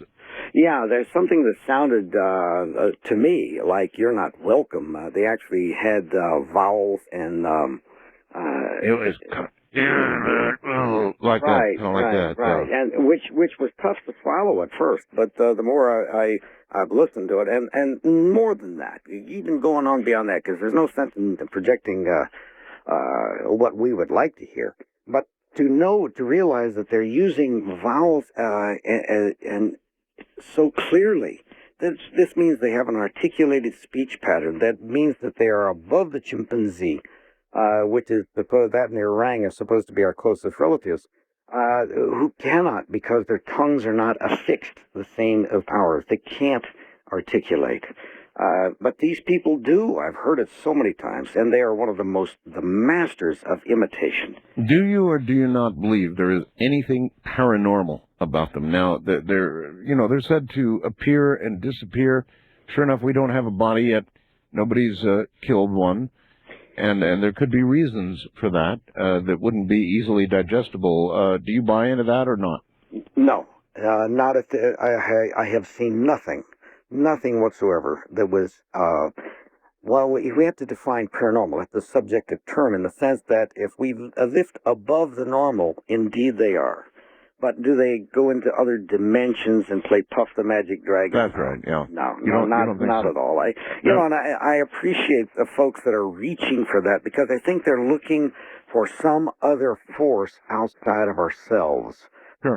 And I understand that, and I'm not saying it's not there. Certainly there have to be other dimensions. We would be so small-minded if we tried to limit everything to that which we can... no, that's all right. You think these are real creatures that have been here as long, or more likely, longer than we have been? Yes, I do. They're perfectly adapted. And that we are from them. I think so. I think our body is. Now we're getting into something a little bit more esoteric. Do they have the same essence that we call a soul? This, I don't know. I just don't know. I wouldn't even pretend to know such a thing. Oh, hell, I think cats have souls, though. You know. They probably do. They probably have souls. I would assume that they do, because, again, we would be so arrogant, wouldn't we, if we say, oh, we're special because of this and that and the other thing. Well, they protect they're very family-oriented, aren't they? Very much so. And another thing that I've never heard of a dumb Bigfoot, that is the product of inbreeding. And this tells me that Mendelian genetics is holding up quite well, and this is one of their dangers. Interesting. Sure it would be. Sure, because if they were so, and they are clannish. I mean, in the sense that they run in small little pods, like little family units, and they seem to keep to a single family most of the time, and yet they do have rendezvous. And I inserted myself accidentally into one of their rendezvous one evening, and it really irritated them. Oh yeah. We had gone down, Scott Church and I had gone into a place in La Valley, and it was around 12:30, 1 o'clock in the morning, and I love to go places where no one knows where I am. And went crowding down in there, and I heard a call. It was a bird call, late at night, so I answered it, and I got a response from the opposite ridge, so I merrily called alone. And they called back, and they started coming closer. And the closer they came, and then all of a sudden, there was this dead silence again. I mean, it's like running into a brick wall. And when I tell you that, I swear, even the insects stopped. And Scott and I stopped in our tracks, and all of a sudden, this thing cut loose on us with this scream, with this gibberish, and it sounds gibberish because I don't understand it. Certainly not gibberish to them, but they really were insulted and angry. And they left. And it took me a while to realize what I had done. I had come in on a movement route, had heard their call, and had responded, and apparently I imitated it well enough that I fooled them. They were looking for another family coming, and they were merrily coming down to say hello to Joe and Mary that just came in from the next valley, and they were really ticked off. They were angry that I had fooled them, and I certainly didn't mean to, but I did. Would they get angry enough to get physical, do you think? It's under certain circumstances. There was an area that we were investigating, and I told my team, I said, there's one hilltop over here. I do not want anyone going anywhere near. I had this sense, this feeling that this is where they bed during the day. And it was well protected. If you and I were on patrol and we were behind enemy lines, it's exactly what we would choose. So I left them alone, because if I leave them rest, then they're more apt to come close to me during the night. And, of course, they move around during the day under normal circumstances. When we are around, that's when they move at night. In any case, it was the same circumstance. We finally penetrated that area one night, somewhat accidentally, but we did do it. And on the way out, we had rocks whistling past us. And when I tell you the concussion of a large rock going past your head, and you know they're expert enough, if they wanted to hit you, they would. They'd take your head off. But they didn't. They were just telling me, you got too close, bud. Back off. Mm-hmm. Yeah, so they have a sense of fair play, too. And and even when my daughter was quite small, I took her into the Everglades. She's been in the mountains. She's been in the desert. We've had all sorts of encounters with the Bigfoot. They never, ever, ever bothered us. So you wouldn't be afraid to leave your daughter with a Bigfoot? No, not at all. I think she'd be perfectly protected. In fact, I would worry about the Bigfoot. Yeah. Oh, really? He's a tough one. But I had mentioned earlier that about the skull that had been reported found. Yes, a skull. Outside of Woodland, Washington, and they sent first the farmer had sent the jaw structure up to a university in Canada. And then they had come back later and asked for the entire everything, and they take the rest of the remains up there. And this jaw structure you could fit over your face. And they promptly lost it. Oh, they lost it. Oh, yeah, they lost it. And University of Miami is guilty of the same thing. There was a femur down there that was huge, just absolutely long, and it was hanging in a curio shop, and one of the anthropologists took it in, and it disappeared. And outside of a little town called Ashtabula, Ohio, there had been a graveyard found up there when they first started clearing the land for the city. And they discovered these bodies that were in excess of between 6 and 7 feet tall. And, you know, our ancestors were not that tall. If you look at go to the museum and take a look at the riding habit of George Custer, you know, he was about 5'3". Yeah, it's true. We have grown taller and taller as time has gone on. Genetically, we're getting taller. But here's this ancient graveyard. Now you go to Ashtabula and try to find that. That was cleared out, and those bones are gone. So, you know, as I've said so many times, we have this common prayer. Please, God, Allah, Buddha, whoever, please let me get through this day with a single new thought. And this is unfortunately true. You've got a couple of CDs out, isn't that right? Yes, I do. In fact, I sent them to you. I hope you received them. What are they? Explain to everybody what they are. The new CDs. I had made the Bigfoot: The Ultimate Adventure, which is an audio cassette, and it is true an adventure. It takes you into the woods and teaches you my method of coming in contact. But you only have so much time on a 90-minute cassette. I was bombarded. So finally I came up with the Bigfoot Pocket Field Manual. It covers 2 CDs, and these CDs give you absolute 100% everything you will ever need from the beginning, you don't know anything about Bigfoot, to actually putting the stuff in a position. They're 2 CDs long, and they're available now. They're just came off. They're literally hot off the press. Okay. Yeah, and the first 100 of them, as a matter of fact, they asked me to autograph each one of them. Really? Yes, and they're in production now, and they can be had if they go to artistfirst.com. They are our fulfillment agent. Artistfirst. Artistfirst.com if they're on the web. Okay, well, how much? Those are, boy, you would ask me that. I believe they're $25 for the set. Boy, I'm not in on the marketing, and I was just... No, that's all right. You did them. All right. So these CDs, if you studied them, if you followed the advice given on the CDs, what are your odds of meeting a Bigfoot? If they are in your area, your odds are extremely high. Extremely high. In fact, I hope those policemen, I wish that policeman, and I wish the Southern Bigfoot organization would get a copy of these things, because this is a culmination of 30 years of experience. I have done it. I've been there, and this is how, and it starts from ground zero. How long? Where to start your own research. How long did it take you to produce these? What, the CDs? Yeah.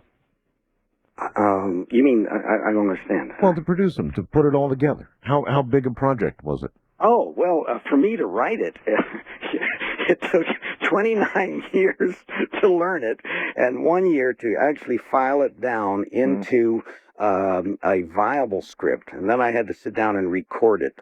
So I recorded every single bit of it. And, oh, God, so you're talking about actually about 1.5 years to get the recordings the way they are right now. Boy, that's a big project. Yes, it was. Well, the ultimate adventure, which is its companion, I met the recording engineer to that when I was on my way to Moscow, Russia, and I met him in Frankfurt, and I heard these people whispering behind me, "That's the Bigfoot guy." And I thought, oh, Lord, mother duck, I can't even go to Russia, you know. And he was a supreme engineer. He'd worked with Rod Stewart and Cher and the Jacksons and all this stuff. And he told me, he said, when we get back, if you want to do something, I will do it. Well, he did. He came to my home, built a recording studio, and spent 9 months. And nothing on that recording is canned. And the only thing is, he didn't have a sense of humor, Art. He would not let me sing. He wouldn't let you sing? He wouldn't let me. All right. Well, that'll add to the attraction of the buy, I guess. I don't sing either, Robert. I just don't do that. If you really want to meet Bigfoot, the website is artistfirst.com. Artistfirst.com. And if they want to visit me, it's truthseekers.org. All right. We'll be right back. Good morning, everybody. Robert Morgan is here, and we're talking about Bigfoot. Lines are loaded. We're about to go to the lines. If you have any questions, hopefully we'll have some answers. So stay right where you are. Let's talk a little bit about the shadow government. Do you believe it's there? Yeah, we've heard that term, for so many years, and I thought it was this group in the Netherlands that sit behind smoked windows and make decisions like, giant players of chess. But it isn't. We don't have the government anymore. What we have is a loose coalition of bureaucracies.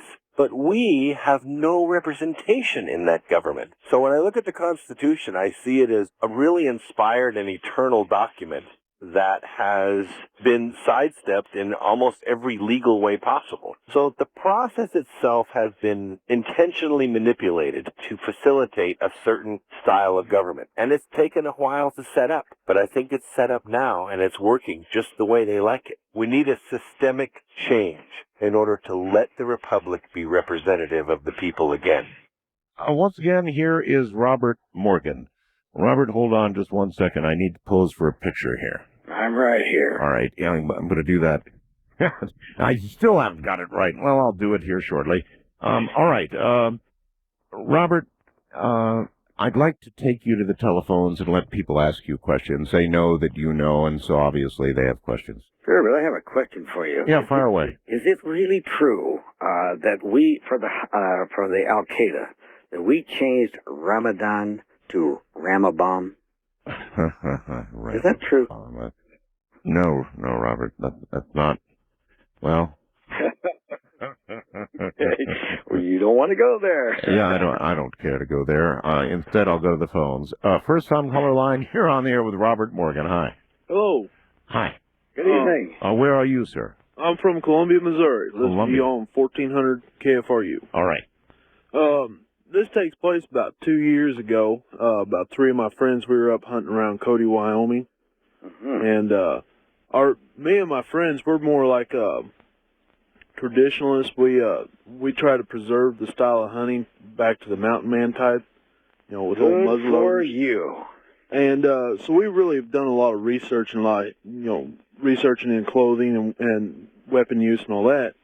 Well, we were up in Cody, Wyoming, at a friend's ranch up there doing mule deer hunting in the old traditional style. And we were up there and we had shot a mule deer. We'd been up there about 2 weeks and finally shot a mule deer. We're up there with pack horses and we're cutting this mule deer up, put on pack horses. And all of a sudden there's what I thought at the time was this animal coming up. And it was kind of growling and not really snarling, but kind of baring its teeth. I told my friends, I said, let's go with what we got on the horses and leave the rest. And so we went back to our base camp. Later that night, I heard rustling in the leaves. And I told my friends, I said, well, bears are trying to get to the meat. Let's reposition it. And we do. And didn't really notice anything. And got up the next morning, I asked my friends, I said, did you notice something odd about that animal yesterday? They just kind of said, yeah, I really hadn't seen anything like that, but we're not really from this country, so I figured it's something just native to this country. I said, yeah, me too. So we go out and go scouting for more mule deer, and I come back, me and a friend of mine come back early, and I heard some rustling in the camp, and I said, and bears have gotten into the meat again, so let's sneak up real quiet and see if we can catch it and scare it off. So we sneak up to it, and there's this, looks like a guy in a, I don't know, have you ever seen the old pictures of the Indians or the mountain men with big buffalo capes around them? Oh, yes. It kind of looked like that, but it was not quite, I mean, the hair was long. We're like, what in the world is this? And we sat there and watched it, and this, I now know that it was Bigfoot, but at the time it didn't register, and we're watching it, look at our packs and stuff like that. And our packs are the old basket style packs, not the metal frame, wood and basket weave. Let me tell you, they're killer on the shoulders. Yeah, but he's just real intrigued, or Ed, I don't know if it was a he or she, just real intrigued with what we got. Well, we finally said, well, I don't like this, let's just kind of just real nonchalantly walk up and kind of see if we can't spook it away. And so we start walking like normal, and sure enough, it kind of just, it runs away and a little spooked. Well, later that day, we was eating lunch, and I happened to notice that the same things across this creek that we're camped at.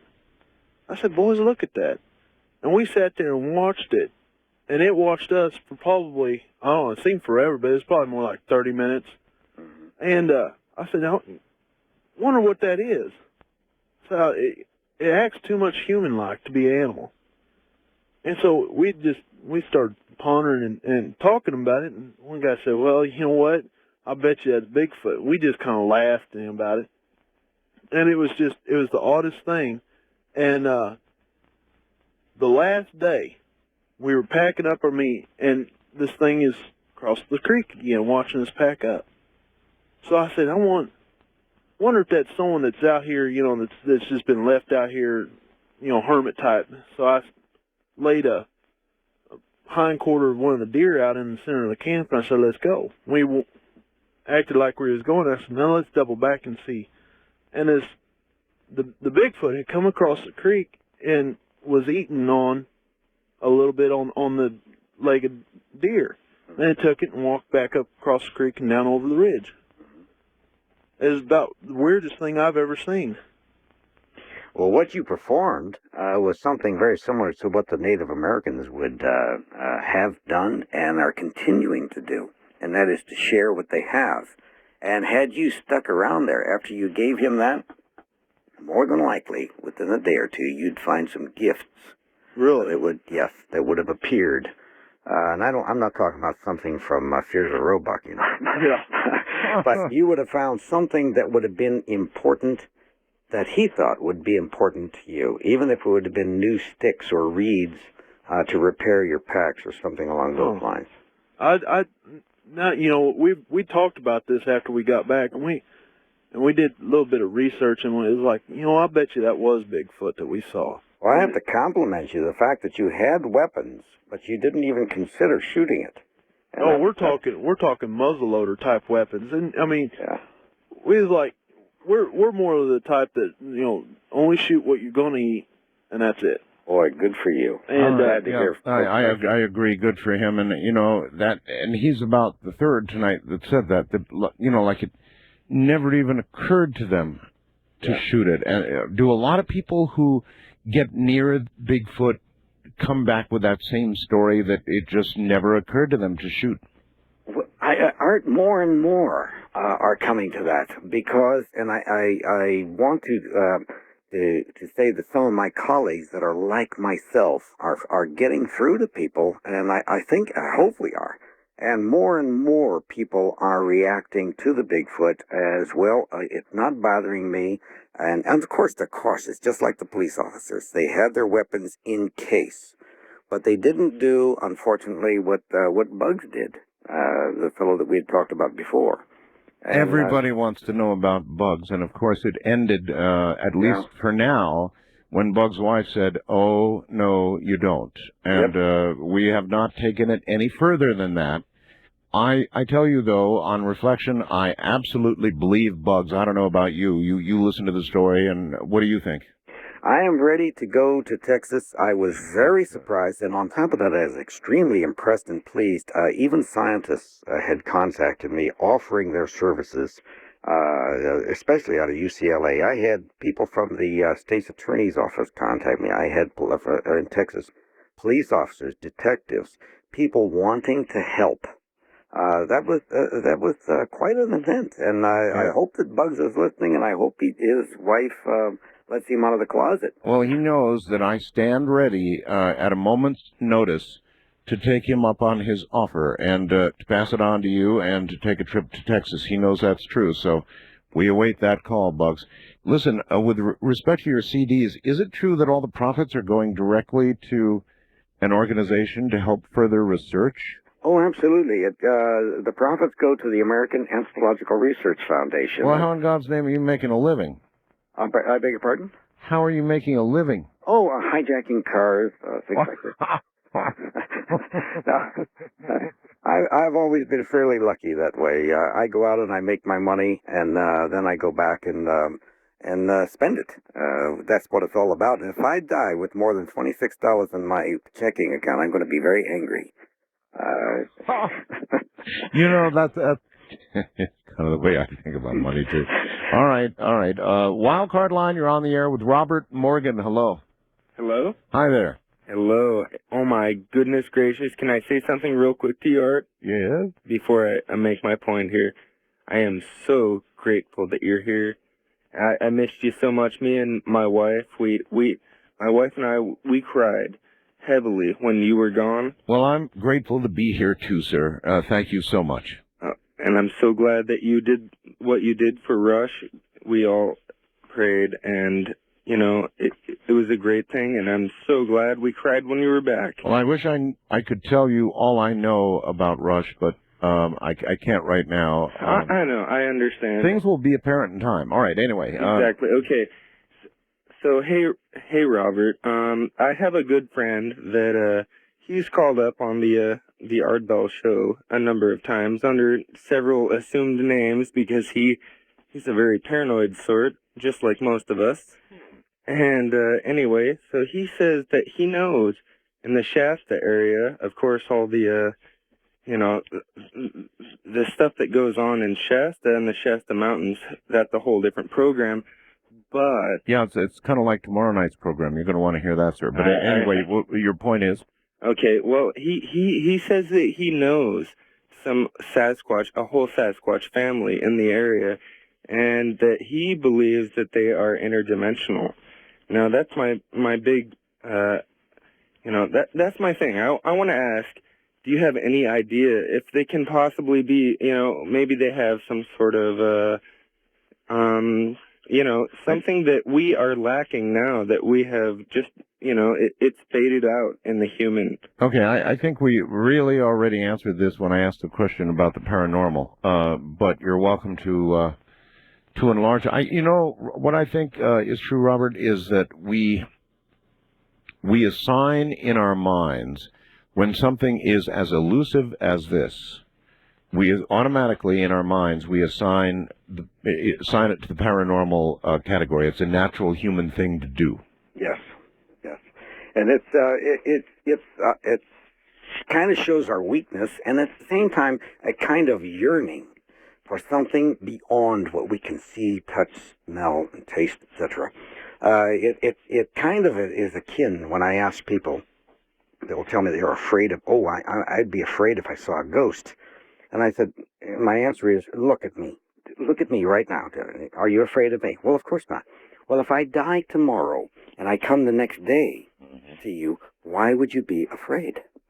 And it's all it is the driver is outside the car, and there's no difference. But it's the same thing with the Bigfoot. We try to, anything that we can't really grasp quickly, we like to think, and I think subconsciously wish that there is another dimension. There has to be something more than what... Oh, well, I think there probably is, as we mentioned earlier.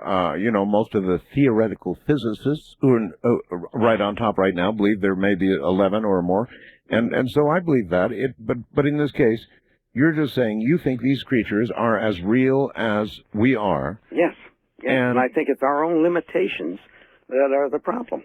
Well, how are they bright enough? Well, of course, they are seen. They've been watching us for centuries. So they know what we're going to react to. I'll tell you how I can tell you that they, for sure, how they hand down things for probably hundreds, if not thousands of years. I recorded an owl call in the state of Washington in the presence of George Harrison, he's a former managing editor for National Wildlife magazine. We couldn't, for the life of us, figure out what this was. I knew, and we all did, it was something other than an owl, because there were two of them, and under the circumstances, they were acting strangely. And we had those same feelings. Something was around.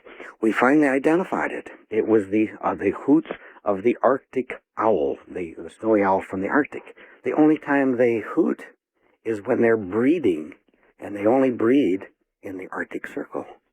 Now, how did the Bigfoot learn that? Was it possible that it had to be there, right?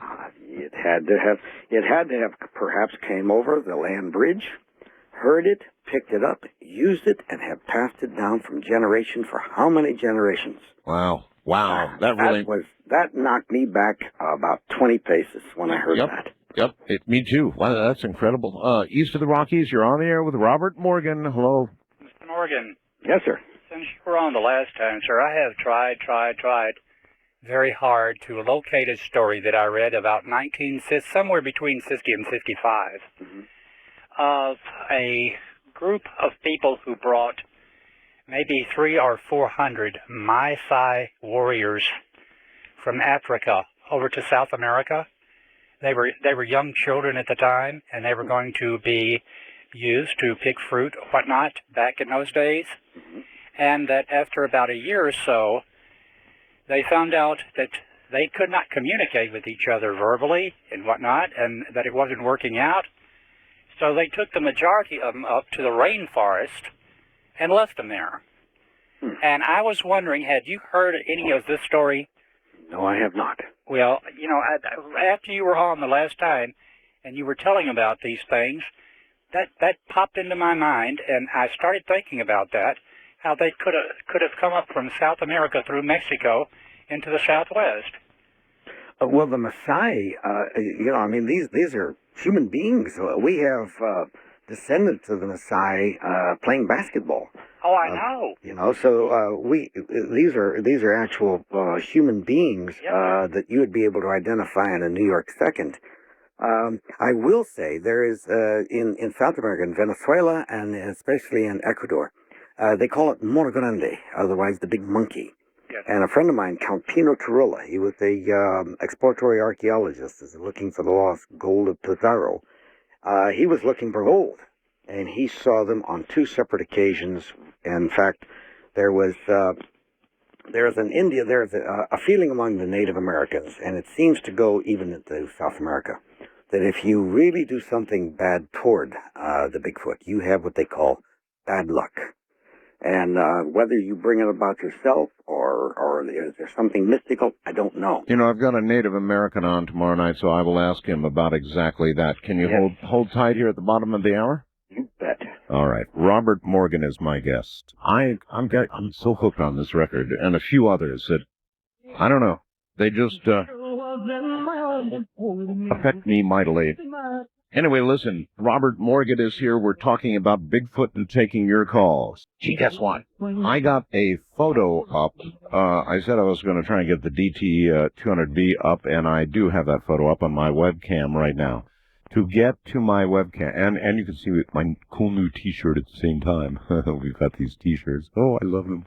Go to artbell.com, go to program, and then over to Art Bell Studio Cam, and you'll see a picture of this cool little radio. It really is such a slick radio. Promised it, and there it is, finally, so you can legibly see it. Robert Morgan, back in a moment. All right, back now to Robert Morgan. You're back on the air, Robert. Wonderful. Hey, I hear you're doing some sort of internet radio program yourself. Is that true? Yes, in fact, I was going to call you and ask you to be a guest. Yeah, like I'm not on the radio enough, huh?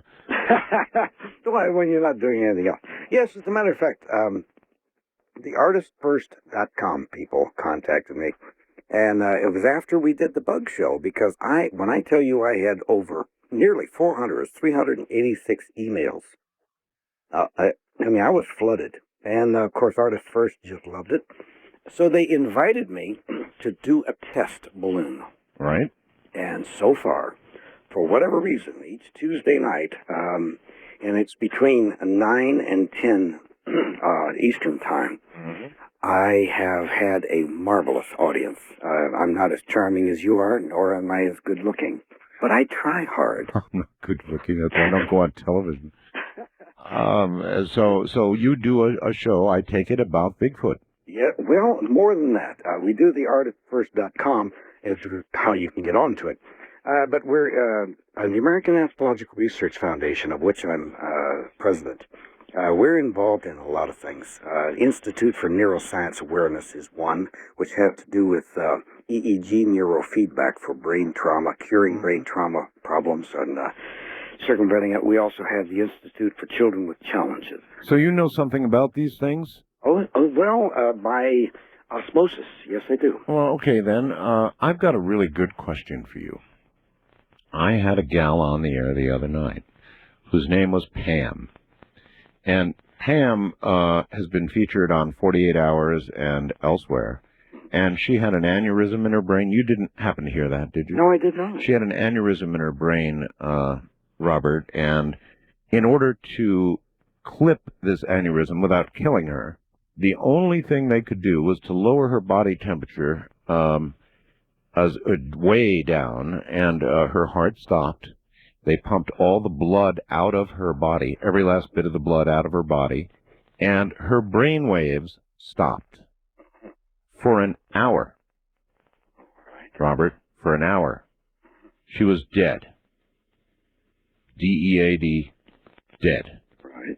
She told us what happened while she was dead. But at any rate, they pumped the blood back into her body. Her heart was kick-started with the paddles, you know, that kind of thing. Right. And after an hour, Robert, she came back. Now, if you know anything about neurological studies, maybe you'd like to comment for me on the following question. During that hour, where was she? Well, that's like you and I. Okay, I'm going to pick you up, and we're going to go down and have a hamburger. We park our car, and we get out. Right? Normally, you leave the engine running. because the soul, certainly, I am much prettier my than this body will let you know. So I look at, being a Buddhist, I look at ourselves as these bodies are nothing more or less than cars that we're driving. That's all. It's the soul that's important, not the body. Okay. Now, I must say, comment on that treatment. Do you know who invented that treatment? Actually, she had the operation from one of the pioneers in Arizona. I'm sorry, I can't recall his name. I'm going to have him on the air. He wants to come on the air. Well, it was pioneered by the Russians. Okay. The Russians were the first people that lowered our body temperatures so far down. I wish that they had done this with my brother. My brother was the chief of police in Campbell, California, had an aneurysm at age 48. And he was strapped to a board for 7 years. Couldn't speak, couldn't move, nothing. And yet he was totally, the body was totally aware. He had all his feelings. And he wrote a book, Messages to My Children, by blinking his eyes. Oh, my God. So I am very grateful each day that I walk. I have no complaints, zero. But okay, so you are a believer in the fact that we are invested with souls. Oh, yes. But yes. It still didn't answer my question, did it? Where did she go? Yeah, for that hour, where was she? Well, she had obviously, I would assume that her body, that her soul had stepped out and perhaps even watched the operation. You are correct. She described the operation. In fact, there's the other thing that just, we're so far off Bigfoot now, but here's the other thing that just is impossible. She described all the procedures that went on during the linear hour of time that they operated on her, Robert. That doesn't surprise me, Art. Have you not been able to astrally project? But yes, I have, but zero neurological function. I mean zero, no brain waves. Well, the brain is not the soul, is it? Yeah, that's apparently what would seem. No. All right. Well, listen. A lot of people. We got off track here. I just couldn't help it when you said that that was part of your research. Oh, we're into all sorts of things. If I can't get my toe into everything that's going on, as long as it has one thing, and that's a positive thing. Someday, I would like you to talk with a young lady by the name of Colleen Smith, whose son Judah was considered an idiot with the IQ of 30, and he was totally flaccid. He was a portion of his brain was destroyed during vacuum extraction. You should speak with the little boy. He now speaks French, German. He is obviously English. He may step. He may actually be able to move and stand. Not too distant future. All because of EEG neurofeedback. But that's another subject, and I know that it's Bigfoot. Boy. Yeah, that's right. I'm up to my ears in everything, every waking moment, and when I dream at night, there's so much to do. There's so much to learn. All right, and so many calls. Wildcard line, you're on the air with Robert Morgan. Hello. Hello, Art. How you doing? I'm okay, sir. Incidentally, that bumper music was great at the bottom of the hour. I just went to Graceland over Thanksgiving, and it's a great trip. Good for you. Yeah. I had a question for Robert. I'm a physical anthropology student here at the University of Oklahoma, and I just got done with a Yeti research paper. Mm-hmm. And one of the questions I had upon doing the research was that I am assuming that, I guess there's a lot of geographical variations that a lot of researchers in this field kind of acknowledge, like Yeti, Sasquatch, and the South American, counterpart to that is the Kurapira, I think, or something like that. Well, you have isolated gene pools that would modify themselves within their environment. That's right. Right. I was just kind of wondering, are these variations considered subspecies, or are they derivations of the same line that are considered one species entirely? Well, first of all, it wouldn't be considered by anyone because science hasn't really accepted it yet officially. Oh, now, yeah. Unofficially, between you and me. Okay. Yes. Because, for instance, I noticed the difference in the body type in South Florida, in the Florida Everglades. They're tall, very slender, very almost emaciated in comparison to the giants that you find of the massive chest and all of this. And the rationale behind that, I'm a slow learner. Believe me, it takes a long time for things to sink in. But I discovered, the key deer that they have in Florida are tiny because they don't need that massive body around them to keep the intestines warm. And so what happens here is things have adapted. So the Bigfoot sightings in Florida would be distinctly different. Isolated gene pools also would be multiplied. According, I'm sure you know, you're familiar with Mendelian genetics, because you'd have a fallout when you have certain groups that have been isolated in certain areas for X period of time. The two things are going to affect them. First of all, their environment, and second of all, the gene pool from which they can draw. Am I right? Right, that's exactly right. I was just like, there seemed to be so much literature on the subject, and based off that, I had understood that there was just a lot of groupings into different categorical kind of divisions based off the environment and geography. I mean, just even around the Himalayas, there were several, like, subdivisions of the Yeti phenomenon there alone. And it was just, I just found it pretty fascinating that there was so many of these kind of regional things that were all lopped up together based off just the literature that was involved. Well, the major differentiation that I've been able to, the primary thing that I've been able to note in the Himalayas, for instance, and I'm trying so hard to put things together. I want to go to Mongolia. There's an isolated area there, but I think I'm going to try my methodology, my protocol for contacting them passively.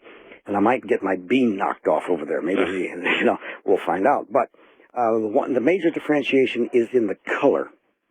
The color of the skin, or not of the skin, but of the hair among the youth in America, in North America I'm speaking, is reddish color. And then they turn black as they become an adult. Wow. And then, of course, become grizzled gray.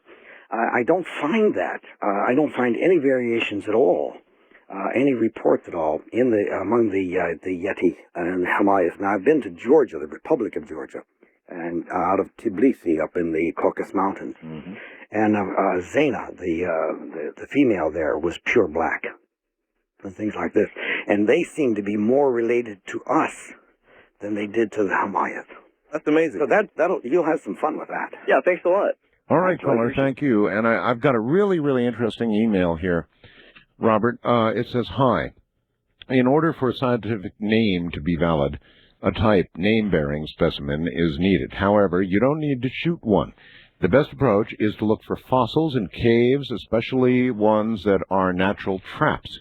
If Bigfoot exists, there are fossils gathering dust in museum. Paleontologists, including me, use search images. If you don't know what you're looking at, you don't recognize it. The way past this is to appeal to grad students. Post a reward for confirmed Bigfoot fossils. Offer a year's supply of beer, and the fossils will be found in a month. This is from a paleontologist. Well, I stand up, salute that gentleman, or lady, whoever it may be. I had a feeling you might agree. Thank God for a scientist like this. I don't know who they are, but I wish you well with all my heart, and if I can gather that much beer, I will let you know. Huh. A natural trap. That's kind of would be an interesting place to search for artifacts, wouldn't it? Yes, it would, except for a problem here. You're dealing with a human-like species. How many Neanderthals, Cro-Magnon, etc., have we found in the tar pits or places like this? We have found very few. Very few. And I don't know of any. Now, there may be some, but I don't know of any. Well, the idea is that if you fell in, we wouldn't hunt alone. We would be out someplace. And Art, if you fell into one of those traps, I'm going to get you out. Okay? And we'll throw you a rope. I will find a way. I'll break a tree off and send it down. So we're an elephant. Of course, they will try to get their people out, but they can't do it because of their massive weight. They're going to go down. So you're going to find mastodon. You're going to find things like this. You're going to find deer, because deer don't help one another. If one gets in trouble, the rest run away and say, "Thank God it's not me." Yeah. So when you're dealing with a hominid, I'm not sure. How many monkeys have we found? Oh, it's a very good point. No, excellent point. Well said. East of the Rockies, you're on there with Robert Morgan. Hi. Hello? Hello. Yes. I'm calling from New Franklin, Missouri. Yes, sir. And I was wondering if Robert knew anything about a town called Louisiana, Missouri. I have heard of it, yes. about 25 years ago, there was a sighting in Louisiana, Missouri. And I was one of the participants there, but I never seen anything. I smelt something that smelt like rotting flesh, but we never seen anything. Uh-huh.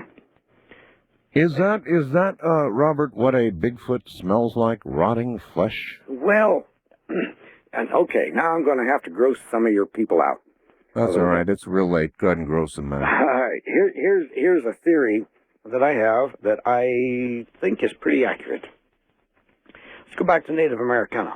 If we wanted to hunt buffalo, we would dress like a buffalo, walk hunched over like a buffalo, and if you found fresh buffalo scat, if you're a good hunter and you have a strong stomach, you're going to roll in it. It's exactly how you're going to get close. I had so many reports that were so oddball, Art, I just didn't accept them. I couldn't believe it. Is that one of the ways that you get close to a Bigfoot? I mean, have you done this? Have you gone down and rolled in poop? No, it's the opposite. What has happened is that I had report after report after report of Bigfoot rolling where we dumped or pumped out our septic tanks. Oh, man. And I absolutely rejected it. I thought this was the most ludicrous. But I kept getting them. And suddenly it dawned on me, and thank God it was for Nino Cochise, my adopted father. He said, look, dummy, I think that was his favorite name for me. Hey, dummy. He said, look, they must think that's what we smell like. And they're trying to, because lots of times people smell this putrid thing next to your house, that they actually find human feces, rub themselves in it in order to think that's the way we smell. And the other night, when I was in Walmart, I was in those long lines. No, never mind. You thought you detected a Bigfoot in lines. I could tell where I got that idea.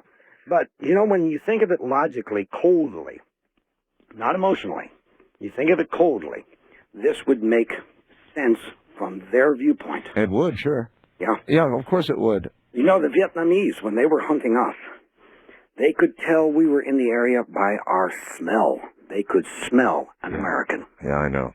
Okay, so why not? So if I were shot down behind their lines, I just might. You know, if I just might. I'm going to live. Robert, bless you, my friend, and good night. Anytime. Take care, and you can be sure there will be another time. And I leave you with just a bit more. Good morning, everybody. That creature is out there, you know. I'm Art Bell from the high desert. Ta-ta. Boy, am I looking forward to this evening. Finally, I'm such a neophyte when it comes to the Mayan calendar. People have been talking to me about the Mayan calendar for years now, literally years, and I have never, ever done a program on it. Tonight, that changes.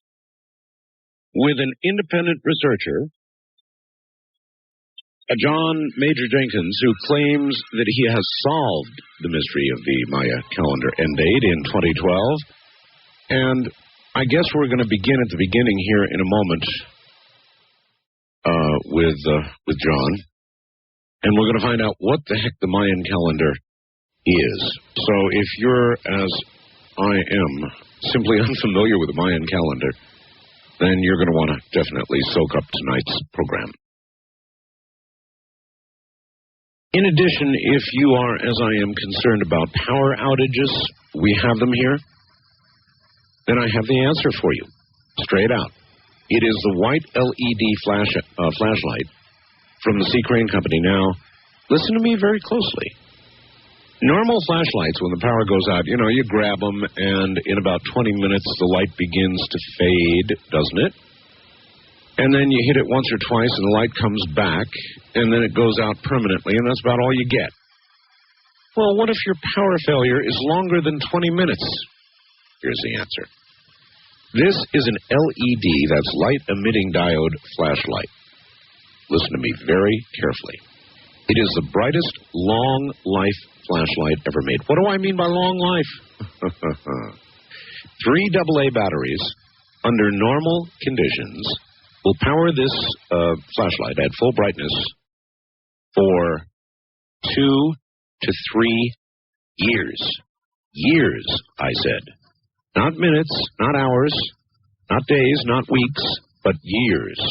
Is that sinking in? Now, the bulb, it's not a bulb, it's an LED array, will last up to 100,000 hours. How's that? The case is nearly waterproof, or may be waterproof. O-ring construction, twist on, twist off, you know about that, right? And the lens itself, clear Lexan. You probably could not put a bullet through it. Don't try. That's quite a flashlight, huh? So if you're worried about the power going out, here's the deal. Buy one, and the price is $34.95. Buy three, and the price drops to $29.95 each. But they are selling out fast.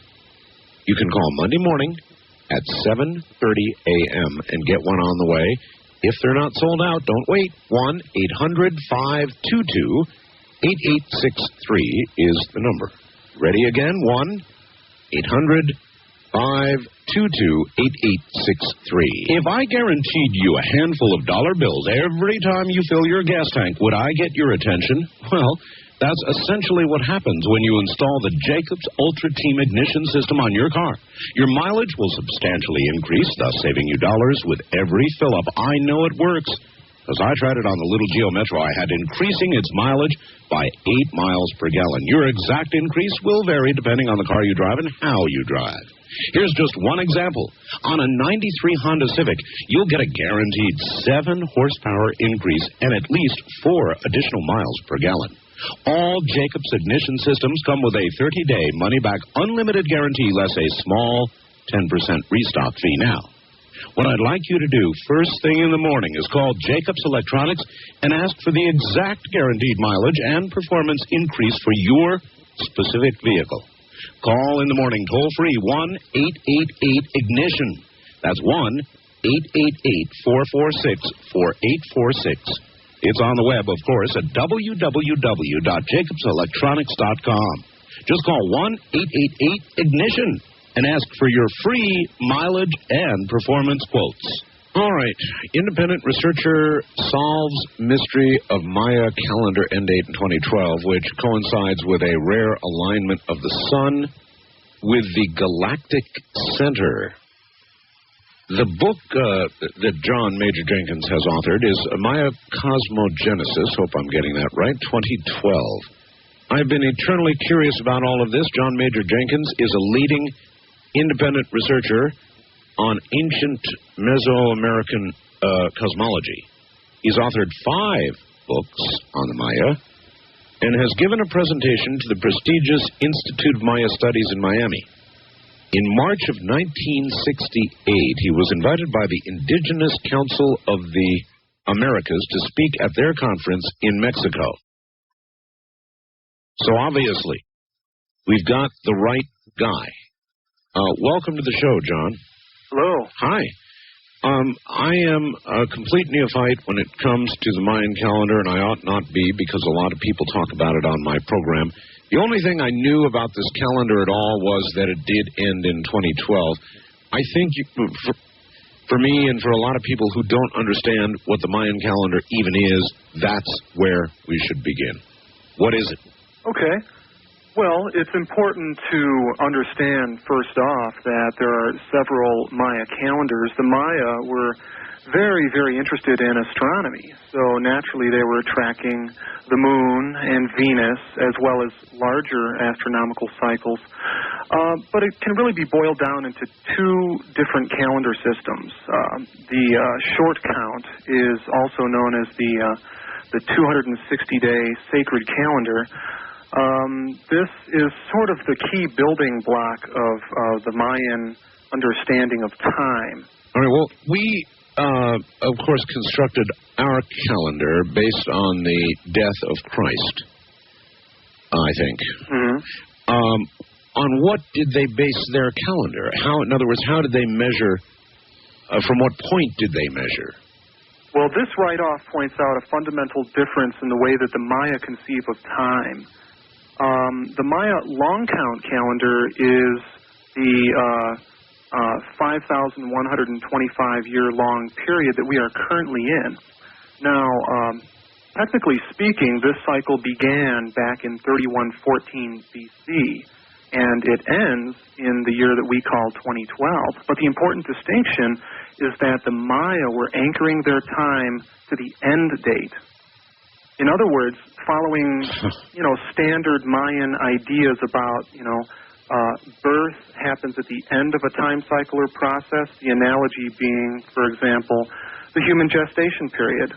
That's a 9-month-long period of time. It's a 9-month cycle of unfolding, and the birth moment in that process happens at the end. So, this is an interesting point to consider because other researchers who have looked at the Maya calendar, the Maya long count calendar, and have tried to decipher or solve the mystery of what it represents, have been erroneously looking at the beginning date for some explanation, whereas it's really something that occurs on the end date. Okay, I think. I'm going to have to try a little harder, I think. The end date. In other words, the end, when they say the end, they mean the beginning of yet a new cycle, right? Yeah. Okay. Why then does the calendar not go past 2012? In other words, why didn't they just keep on going with the new, whatever it is that's going to be birthed in 2012? Right. Well, time is cyclic, according to Mayan philosophy, and so the end is the beginning of a new cycle. But they don't choose to record it. That's worrisome for many of us. Well, it's sort of a point of interpretation. The long count cycle was designed to calibrate this vast cycle of time called the precession of the equinoxes, which is a larger cycle of 26,000 years. Now, this is that great vast cycle of world ages that the Western astrological tradition recognizes as well. And, it's been interpreted by astrologers as a vast evolutionary cycle of human unfolding, but where's the beginning point? Yeah, all right, so it was an alignment of celestial bodies that was their marker for their calendar. Is that what I'm hearing? Well, not really. No. It's not a standard astrological alignment of planets. It really has to do with our relationship to the larger situation, the larger galaxy. And so it's an alignment of the Earth with the galaxy, with the galactic center. Now, how could they possibly, that long ago, have understood where we were with respect to the galaxy or even planets and our own sun or anything else, since they didn't have that kind of technology then? Help me. Okay, it's really pretty simple. Imagine we go out on a dark August night and we look up at the Milky Way arching overhead. You've probably seen that in where you live. I live near Death Valley. You bet I see it from one side of the sky to the other. And this is an important question. How did the Maya know where the galactic center is? We tend to think that discovery took the advent of radio telescopes in the 1920s. Was my impression. Yeah, but if you think about it, and if you're actually out there, our Milky Way is spiral-shaped, and it's saucer-shaped. You've probably seen Hubble telescope images of galaxies, and they have this bulge in the center. They almost look like a flying saucer kind of image. Exactly. Well, there is a part of the Milky Way, it's in the region of Sagittarius, that is very bright and very wide. And this is the nuclear cauldron of the galactic center, and it's visible simply with the naked eye. Now, the Maya would have been looking at the Milky Way, and in their mythology, they thought of the Milky Way as the Great Mother. So that bulging white part of the Milky Way that houses the galactic center, they thought of that as the womb of the cosmic mother, which of course is intuitively a correct interpretation of that place in the sky. It is the creation place. It is the center and heart of our galaxy, and everything in our galaxy, including us, has come from that. But how, in order to make an observation about where they were in the galaxy, they would have had to observe a cycle for how long? Yeah, precession is a very slow phenomenon. It takes about, it could take 150 to 200 years to track. So they were at this, and one cycle, I would imagine, would not have been considered sufficient to project even a second cycle once you began looking. So to really determine that you had a reference, you would have to see some number of cycles come and go, wouldn't you? Well, it's a question of how long it takes to accurately calibrate the movement of precession. And the analogy, if we go back to the Greek astronomer who allegedly first discovered the precessional movement back in the 2nd century BC, he was working with data that was only 150 years old, and he was able to fairly accurately calibrate precession. So it's kind of a question of how sophisticated the ancient Maya were, and we're beginning to realize that the ancient civilizations were much more sophisticated scientifically than we previously thought. If you were to guess, or perhaps you're not guessing, how sophisticated were they? Well, I'm sort of conservative when it comes to that. I would say that their technologies were fairly well developed in terms of astronomy. I think they were very astute sky watchers. I don't believe that they had high technologies such as lasers and things like that. I believe they were very, very sophisticated in terms of their inner development, and that's what makes them so inscrutable to us today, because we live in a society that is very materialistically oriented. Well, even barely discovered or still undiscovered, and there are still many undiscovered tribes that have never touched wilderness down in Brazil and the rainforest and so forth. They seem to all either study or worship something in the sky. So it's not unusual, I mean, for anybody to look at our sky and find some sort of reference or even something to worship in it. Yeah.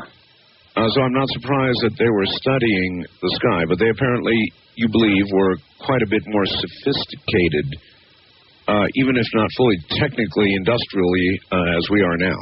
Mm-hmm. Yeah, the way that I like to look at it... Spiritually, but also in terms of their cosmological understanding of the nature of the cosmos and reality.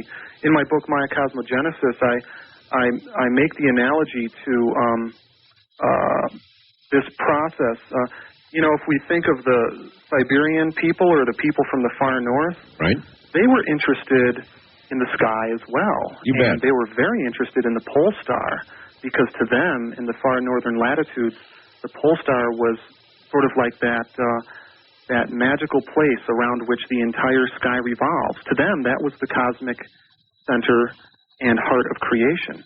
But as people migrated southward into the Americas, that ancient belief in the pole star as, you might say, God, or the center of creation, changed. And the Maya, driven by this interest in identifying the true cosmic heart and source, eventually realized that it was this place along the Milky Way in the constellation Sagittarius.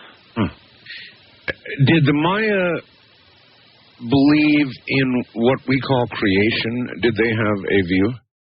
Yes, but like I was sketching earlier, their idea is very alien and strange to us in many ways, because they believe that creation or birth happens at the end of a process. That's not really so alien. Everything is a cycle of life and death. Everything is that. And so why not truly everything, and including everything that we regard around us? Sure. No, I can understand that. It's not so alien. Yeah, and if we look at our times, and in your book, The Quickening, I know you were pointing out many examples of this. It seems like, our culture and our civilization and the rate of change and the way that things are happening, it seems to be accelerating and converging on some point in the near future at which some profound event is bound to happen. I'm past considering that I think it may be occurring, which was when I wrote The Quickening, what I was observing. I am now well into... We're right in the middle of it, folks. It's absolutely happening. A lot of what I wrote about has unfolded, sadly, exactly as I wrote about it. Now, maybe it is not a sad thing, and maybe you need to take a much larger view about the natural course of events, as perhaps the Maya did, to not be sad about something ending and something else beginning. Is that... Right. Is that reasonable? Yeah, that's perfect. And I, too, try to emphasize that this isn't so much about something that is going to happen on the morning of the December solstice in 2012, because astronomy is involved and because it has something to do with our relationship to the galaxy and how we're coming into a situation of resonance with the galactic center. It's basic astronomy, and therefore it's something that might be in effect 50 years on either side of 2012. So I agree, we're in it now. What do you see happening? We won't even get to 2012, but what do you see happening between now and 2012? That's a pretty short-term call. I think, in general, those aspects of our civilization that are not aligned with, you might say, the divine will or with the sources of life are going to fall away or be torn away. It's kind of like, the cycles of birth and death. During the winter, a tree, basically dies on some level and all the leaves are blown away. All those things that are not aligned and no longer serve the purposes of life have to be shed. So that applies, I think, to our civilization, and certainly there are many, many institutions and fundamental assumptions in our culture that have served us for decades or centuries, but now, because the nature of humanity is changing so rapidly, things need to be reoriented. All right, let's think about it this way. We've got to, I guess, tiptoe around this a little bit, but if we could think of this as a tree, and it's in full bloom right now, and there's 6 billion buds, but when the cycle changes, how many buds would you expect there to be? As many buds as are healthy and vital, I would say. Yeah, that's a good, careful answer. But the analogy you used was a tree in winter that has shed all of its leaves and lies dormant, awaiting birth in the spring. Right. So I'm gonna revisit this question now. With the 6 billion buds we have now, when our tree lies barren, I'll let you fill in there. Well, yeah, it's kind of like mixing metaphors. You could also look at this process as, humanity and consciousness. I believe, and I think the Maya were tuned into this understanding, consciousness is something that the universe does. And so here we are approaching this blooming period. And when... Well, is that what we're approaching? Or will the tree go barren first? You mean like an earth cleansing kind of effect? Yeah, let's just meet it up front here. Sure, some sort of cleansing, yes. Well, that could very well be. There are many prophecies that proclaim that 2/3 of the planet will die, and that is part of the Earth Mother's cleansing process. Is there reason to believe, from study of the Maya, that will occur? Well, I don't believe so. I believe that the Maya were intending their world age metaphors to be interpreted metaphorically. The idea of world ages, that's very, very central to the Mayan understanding of time, and that humanity has moved through these various world age cycles, and at the end of each one, there's a drastic change and transformation, and humanity must transform itself into something else in order to survive. See, that is where I was going. In other words, is the Mayan calendar simply a very interesting, old, valid way to perceive the passage of time and measure things, or is it actually suggesting that, how much suggestion is there that at the beginning or end of these cycles, drastic things occur? Well, drastic in terms of the spiritual unfolding of humanity, because the pressures of change and evolution force humanity to make some pretty crucial decisions. I think that those changes are not so much in terms of evolutionary physiology, the change of our physical organism, but now it has to do with changing our values and assumptions in our civilization in order to survive. All right. Hold it right there. We are at the top of the hour. John Major Jenkins is my guest. Maya Cosmogenesis 2012, his book. We'll be right back. This is Dreamland. Good evening, everybody, from the high desert. This is Dreamland. I'm Art Bell. My guest is John Major Jenkins. And his introduction, by the way, is by Terence McKenna, who's a good friend. I know Terence. An absolute wild man, actually. We're talking about the Mayan calendar, and we're going to get back to it in just a moment. I'm still not quite grounded in exactly what the Mayan calendar is, but before this program ends, I will be, and I'm sure you will be as well. Maya calendar, in its final form, probably dates from about the 1st century BC and may originate with the Omi civilization. It is extremely accurate. The calculations of Maya priests were so precise that their calendar correction is 1/10,000th of a day more exact than the standard calendar the world is using today. Do you disagree with the origin point, 1st century BC? No, that's basically right. Correct. The Olmecs were fading in the 1st century BC, and the Maya were on the rise. In my research into the academic literature on this question of who invented the long count calendar and where was it invented and when, I identified the 1st century BC, what I would more specifically call the Azopan culture. The Azopans were related to the Olmecs. And where? The region of southern Mesoamerica that the Azopan culture occupied. All right, again, now let's go back to where we were before the top of the hour, and that is, most people listening tonight are going to want to know what the Mayan calendar means for them. Okay. Most people are going to say, our calendar is in effect the Christian calendar based on the death of Christ. And they're going to be disinclined to think they should be watching some other calendar for any reason at all. Right. Well, there are many calendar traditions, including the Judeo-Christian, that have an apocalyptic prophecy in the Judeo-Christian tradition. True. Revelations. That's true. Now, the thing is with the Maya calendar and its prophecy of a transformational time, in my survey of world literature, it's only the Maya cosmology that identifies the underlying reason why, and it has to do with what we might call galactic alignment.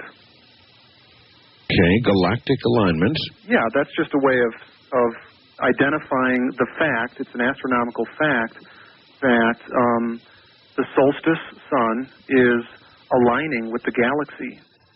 And now, that's an astronomical fact, and you know, through my research into this question, it seems strange to me that it was overlooked as being in any way important by astronomers. But the interesting thing to consider and this is an interesting thing to look at, is that the Maya, as you pointed out, had created this calendar 2,000 years ago, and they created a mythology to go with it.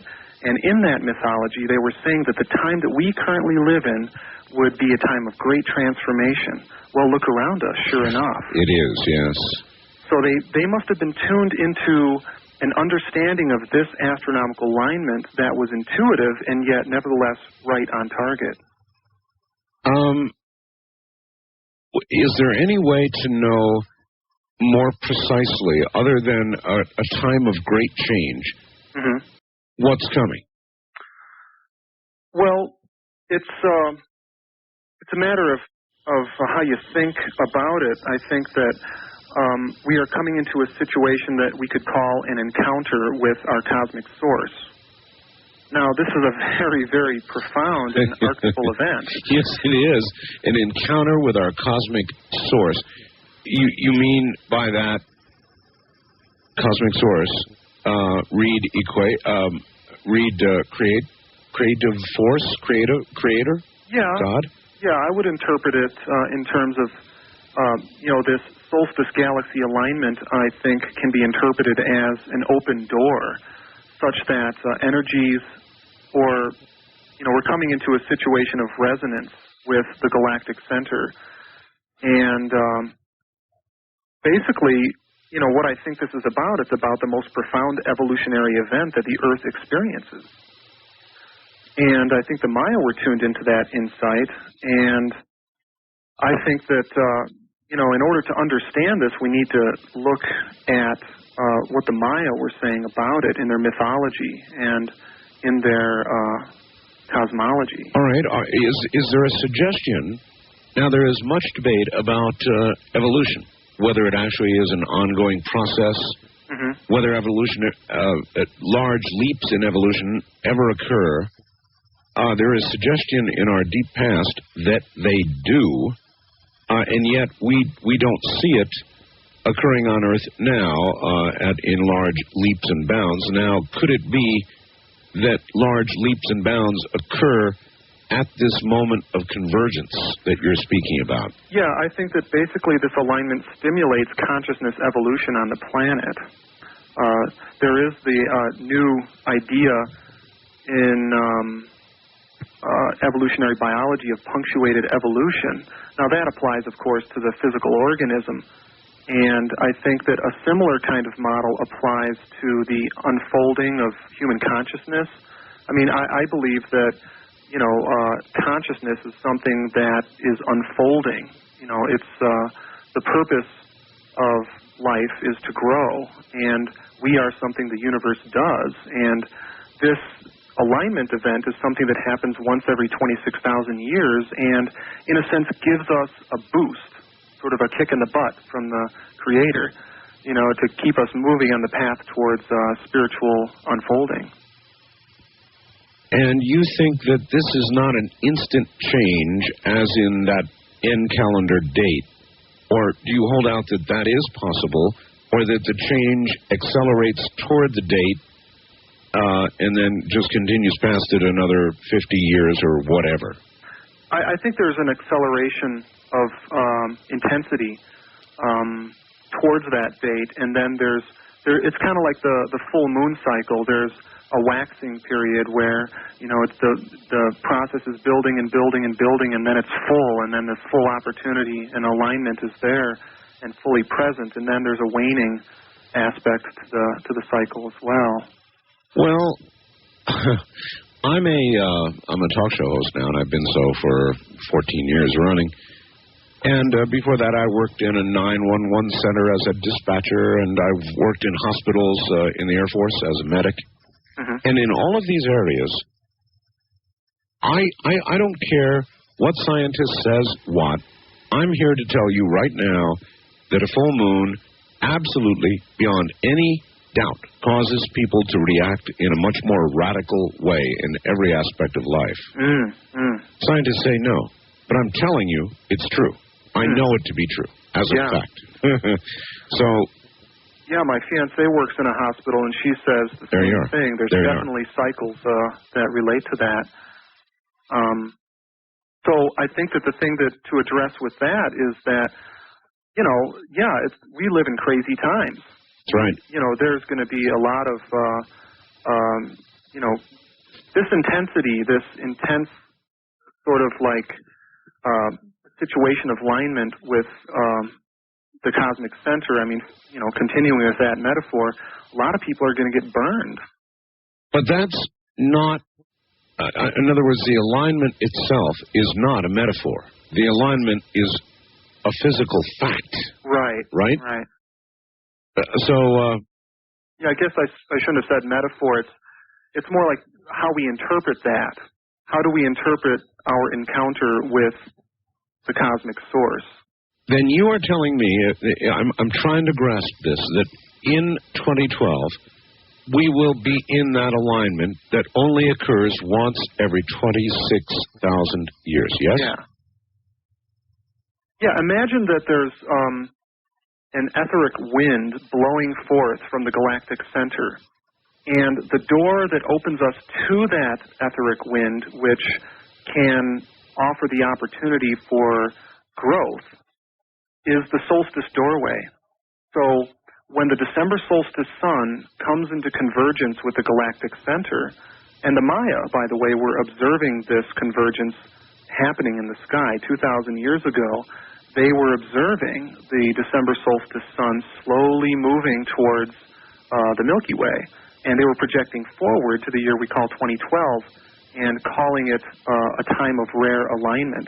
But, all right, here's a clincher question. Not clincher, perhaps, but interesting. How the hell would the Maya know? I mean, their calendar is only, what, 100 years BC or something? Uh-huh.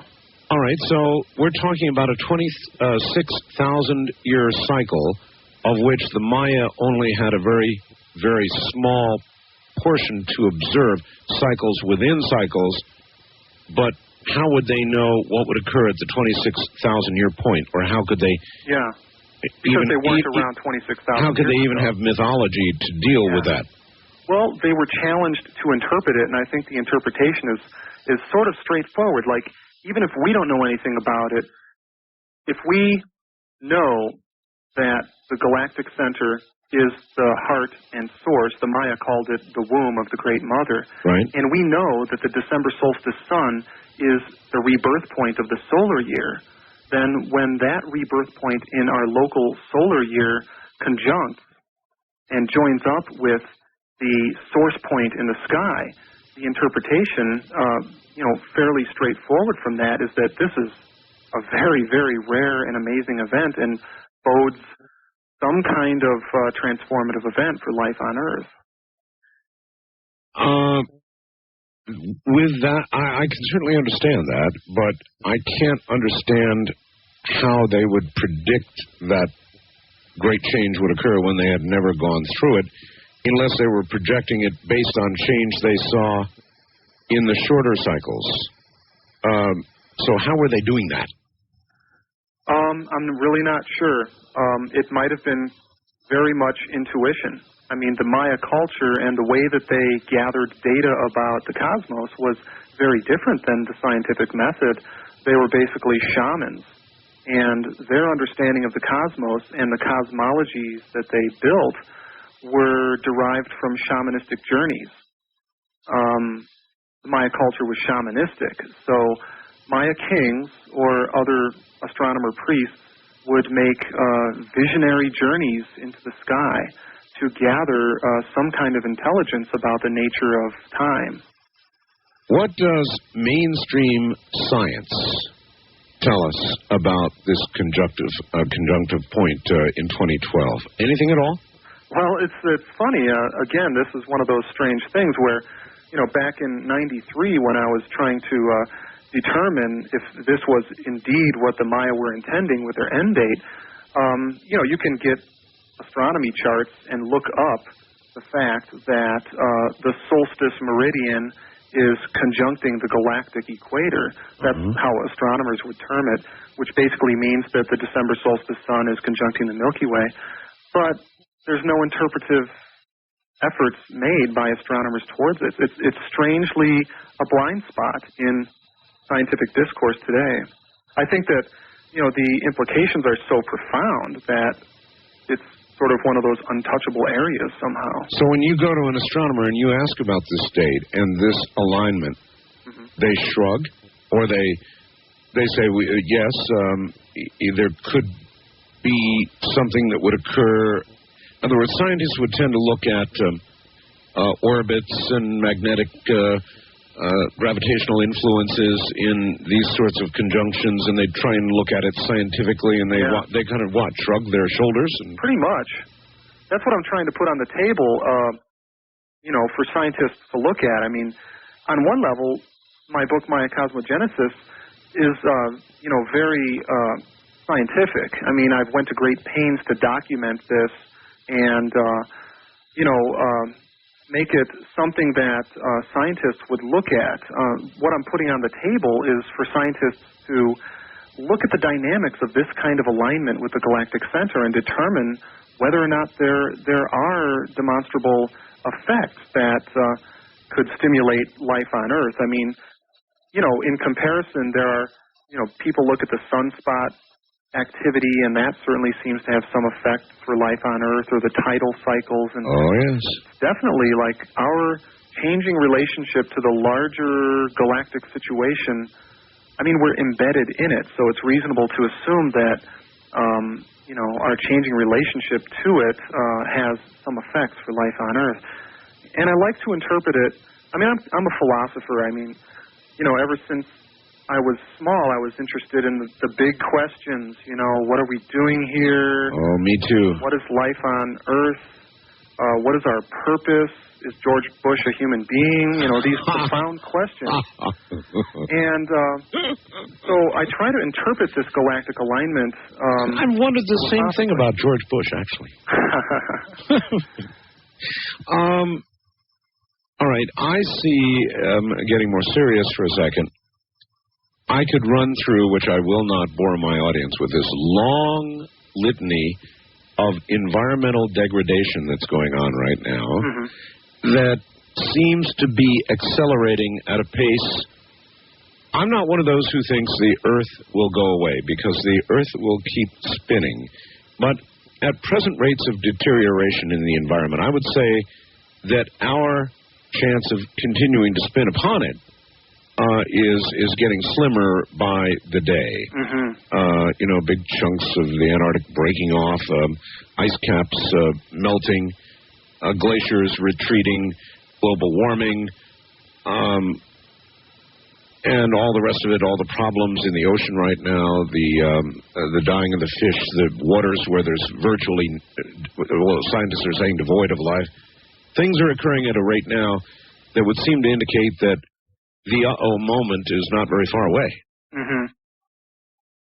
Comments? Yeah, that's a scary thing to consider. This might, in fact, be a situation in which the Earth has to go through a dying, and whatever survives after that is where the long journey to spiritual unfolding picks up the game again. That's a little daunting. It's a little daunting. In fact, you can look at it as completely daunting. In other words, that in effect, the entire cycle ends. Life, as we know it, our life, all life ends, and then at some point begins again. It could be that, couldn't it? Right. It could be. But I like to think of, this basically boils down to the question of whether the world and the cosmos and life is malevolent or benevolent. Or let's say, is God a wrathful deity, or is God, it's those two kind of things. Well, maybe the creator is neither one. Maybe the whole process of creation and destruction is simply a process, neither good nor bad, but a process. I guess that's a little cold. That's kind of a cold way of looking at it, huh? Well, I have some more to say about the Maya interpretation of that. All right, good. We're at the bottom of the hour, so hold on. John Major Jenkins is my guest. Maya Cosmogenesis 2012 is his book, and we will tell you how to get it, so get a pencil and paper. I'm Art Bell from an area near Dreamland. This is Dreamland. 2012. It is the end of the Mayan calendar in 2012, and apparently the moment when we come to a major conjunction with the center of it all. Does that mean the center of the spiritual all, the God force, the creator force? Fascinating questions. I think that's what John believes, but we will ask. He'll be right back. Well, what I've found in corresponding with other researchers that are doing work in other areas, other cultures, on this question, what's emerging, strangely, is that all of the major philosophical religious systems, including Christianity, are pointing towards some events to happen in the future. In other words, philosophical thought around the world has been evolving towards an understanding that this kind of alignment to the galactic center is the transformative and evolutionary event for the planet. For example, within Christianity, to make a long story short, and I could point readers to resources for this, the return of Christ, that moment when the Christ consciousness returns to Earth, and there's a lot of prophecy and prediction around this with Edgar Cayce and Nostradamus and so on. I believe that event that Edgar Cayce pinpointed for 1998 is an intuitive, prophetic vision of this alignment. Let me tell you an interesting story. My wife and I got to go on a trip to Europe some time ago, and we went to Rome and to the Vatican and to the Sistine Chapel. And when you walk in the main front door of the Sistine Chapel, the first thing you see is enough to put you on the floor. It's a gigantic globe with all the astrological signs around it. I mean, it's enough to floor you. All my life I thought, that Catholicism and religion in general poo-pooed anything that had to do with astrology, but boy, you sure get a different impression when you walk into the Sistine Chapel. Well, there's some amazing information encoded in the astrological zodiac. Paul LaViolette has pointed out that the two signs that are adjacent the galactic center, yes, they point to it. Sagittarius, the archer, that arrow in the Sagittarius constellation points right to the galactic center. As well, the one right next door to that, Scorpio, the stinger, the tail of the Scorpion constellation points right to the galactic center. Now, trying to unravel all of this is a little like intelligence work. You grab little pieces from here and there, and I guess try to put them all together into one picture that tells you what you want to know. Oh, yeah. My reconstruction work in the Mayan cosmology stretched over 4 years. When I was first seized with this realization in '93 that, yes, indeed, this galactic alignment seems to be the reason why the Maya chose 2012. And, I didn't want to assume that it was coincidence, and I was forced to look really deeply into the academic literature, and what I found was basically a lost galactic cosmology, what I call galactic cosmology. The Maya had taken this profound event and they had woven it into their basic institutions, such as the ball game. The Mayan ball game is a symbolic metaphor for the movement of the December solstice sun into conjunction with the goal ring. All right, the ball moving into the goal ring. Then the ending of their calendar in 2012 may, and I know I'm simplifying this, but it may mean that there is an ending there or a beginning, depending on how you want to look at it, and they had no idea what comes next. Growth. This is what I wanted to address earlier, and if we're at a loss as to how to understand this, I think that we need to cast back to what the Maya have said about this and what remains for us to interpret in the Mayan mythology and the corpus of hieroglyphic texts and so on. I mean, there are many hieroglyphic texts that Mayan scholars have been digging up, and they're being deciphered. The most profound legacy to us about this end date phenomenon is the Maya creation story, the Popol Vuh, the hero twin myth. And basically, mythology and astronomy go together. So this astronomical event has a mythological correlate. Now, as I mentioned before, the Milky Way is the Great Mother, and the galactic center would be the womb of the Great Mother. Right. Now, the December solstice sun was mythologized by the Maya as the first solar lord, the cosmic father deity, the December solstice being, the beginning point of the solar year, the first sun of the year. So the Maya interpreted this mythologically as the union of cosmic father with cosmic mother. And if this is what they really were seeing when they were looking at this, and if we give them credit for having a solid understanding of what this is about, then that, to me, means that this era is going to be about some kind of cosmic insemination of new life into the Earth sphere. But before you have the new, the old must go out. True. And I know that... But the old must go because it's just illusions. What will die will be the illusions that we've been holding on to and that has been suffocating us as a civilization. All right, let's try taking a couple of calls. First time caller line, you're on the air with John Major Jenkins. Hi. Hi. Hi there, where are you? Art, this is Laura in Deltona, Florida. Hi, Laura. Hi. Just hearing you talking about it. In Revelation, in the Bible, it talks about a new earth and new heaven.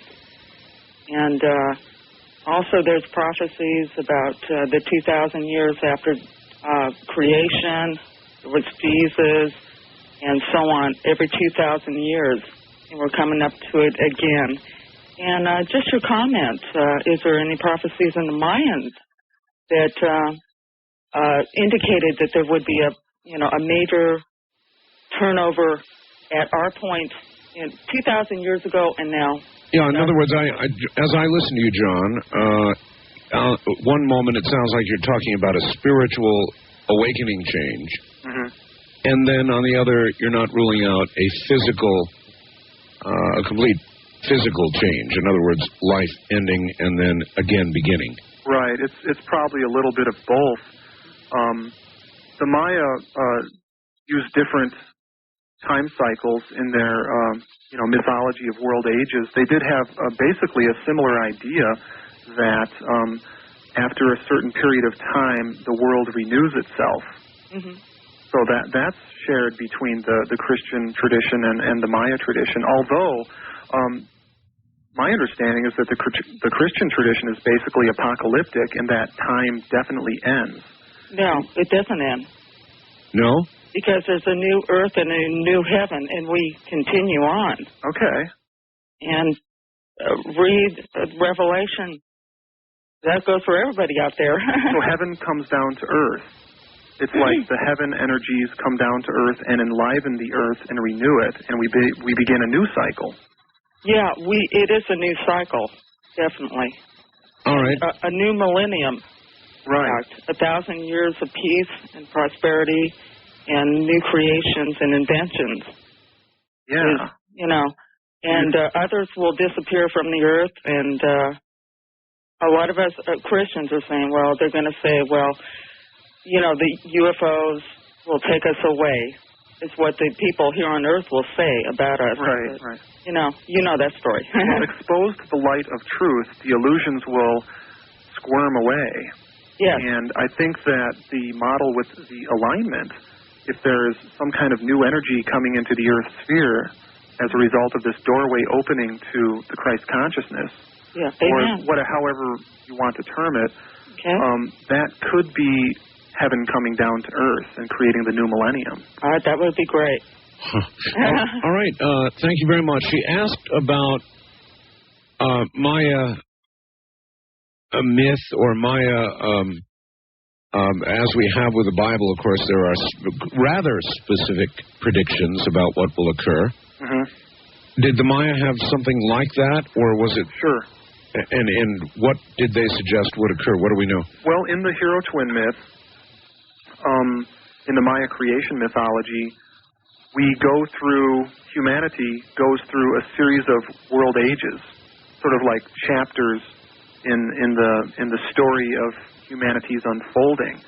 And at those critical nexus points between the world ages, humanity has to transform itself in order to move to the next level of development.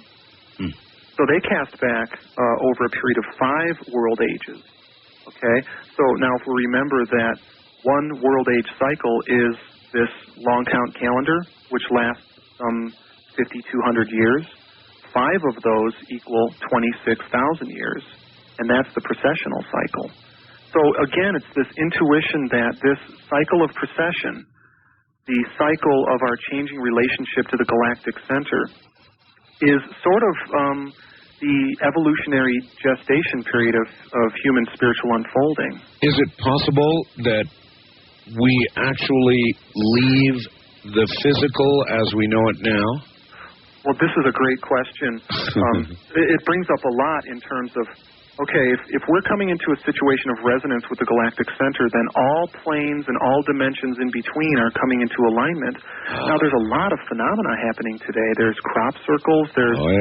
There's these, UFO alien abductions. There's some kind of paranormal thing is going on the planet. More and more. Yeah. So again, this alignment might be the underlying explanation behind it, but certainly I think what we're moving into, and this might be part of our challenge in terms of growing, is to accept that there are other beings that live alongside of us in other dimensions, as Aldous Huxley said, separated by the filmiest of screens. I am hearing from everybody on this. Last night, Linda Moulton Howe, the gal who did the report at the beginning of the program, talked about dimensions, separate dimensions, and we have these weird things occurring, creatures appearing and then simply disappearing, poof, like that, sometimes right in front of people's eyes. I had an incredible story that a man emailed me about, 2 weeks ago. It was up on my website. And I'll take a second to tell you about it because it may relate. Okay. He woke up in the middle of the night because one of his children woke him up and said, "Dad, we can't sleep because of the voices." And this is a technical man, a ham operator, as I am. And so he went into the other room and he listened, and when he got to the spot in the room the children were talking about, he could hear voices. Not threatening voices, just voices in some kind of conversation. He described it as if you were listening to voices through a fan, a type thing. And strangely, at first he thought, well, it's some radio station resonating on something here in the room causing this. But guess what? Over a period of days, weeks, and even months, the voices began to move literally an inch or two a day. In other words, the spot you had to stand to hear the voices would move an inch or two. And now it's a year later. And the voices, he's actually got to go out into his yard to a certain spot to hear the voices. Now, that clearly suggests that there might be some sort of rift between this and another dimension, allowing this sort of thing to occur. And I'll tell you, some of our best minds, theoretical physicists now, proclaim there are indeed at least 10, perhaps 12 different dimensions. So... yeah, that's fascinating. Isn't that interesting? Yeah, and also there's a strange parallel between the most recent discoveries of atomic physics, this idea of wormholes. Oh, yes. Some kind of rift in space-time that can affect a channeling between dimensions. beyond the normal space-time route. That's fascinating material. I've traveled quite a bit in Mexico and Central America, exploring the temples, and I've met up with many people that tell me stories of encounters with some kind of transdimensional beings. Yes. People call them the Alush. They're sort of like the Mayan fairy folk or something. I'm not particularly psychic myself, but it's hard to disregard these very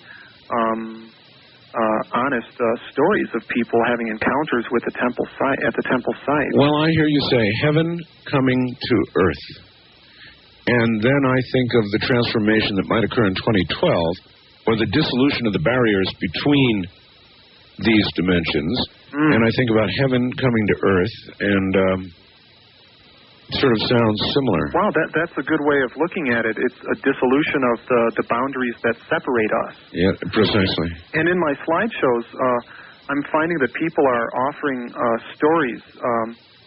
Sometimes they're like the one you told. Other times they're just stories of strange synchronicities. Those normal space-time boundaries that we have been operating on as a culture, the whole cause and effects paradigm that we've been indoctrinated with, seems to be not that true. I mean, people are having these experiences, and I think that it's accelerating. These kind of things are accelerating as the boundaries are dissolved as we approach the alignment. I completely agree. Let's squeeze one more in here. East of the Rockies, you're on the air with John Major Jenkins. Where are you, please? Outside of Cleveland, Ohio, in Willowick. Yes, sir. Welcome. Thank you. I don't know, I just kind of get the feeling that your guest this evening is trying to sugarcoat the transformation for us. I was just wondering... I agree with you. I was about to pin him down on that. And a lot of people who talk about major change like to refer to it as spiritual growth and all the rest of that. But if you sit down here in the physical right now, earthquakes, mass death, ice ages, things that will wipe away a great deal of humanity, that's the other way to look at it. Yeah. And I guess my question, based on some of the things I've read, I don't know if your guest has had a chance to read any of William Sullivan's work with The Secret of the Incas, a fairly recent book. Yeah.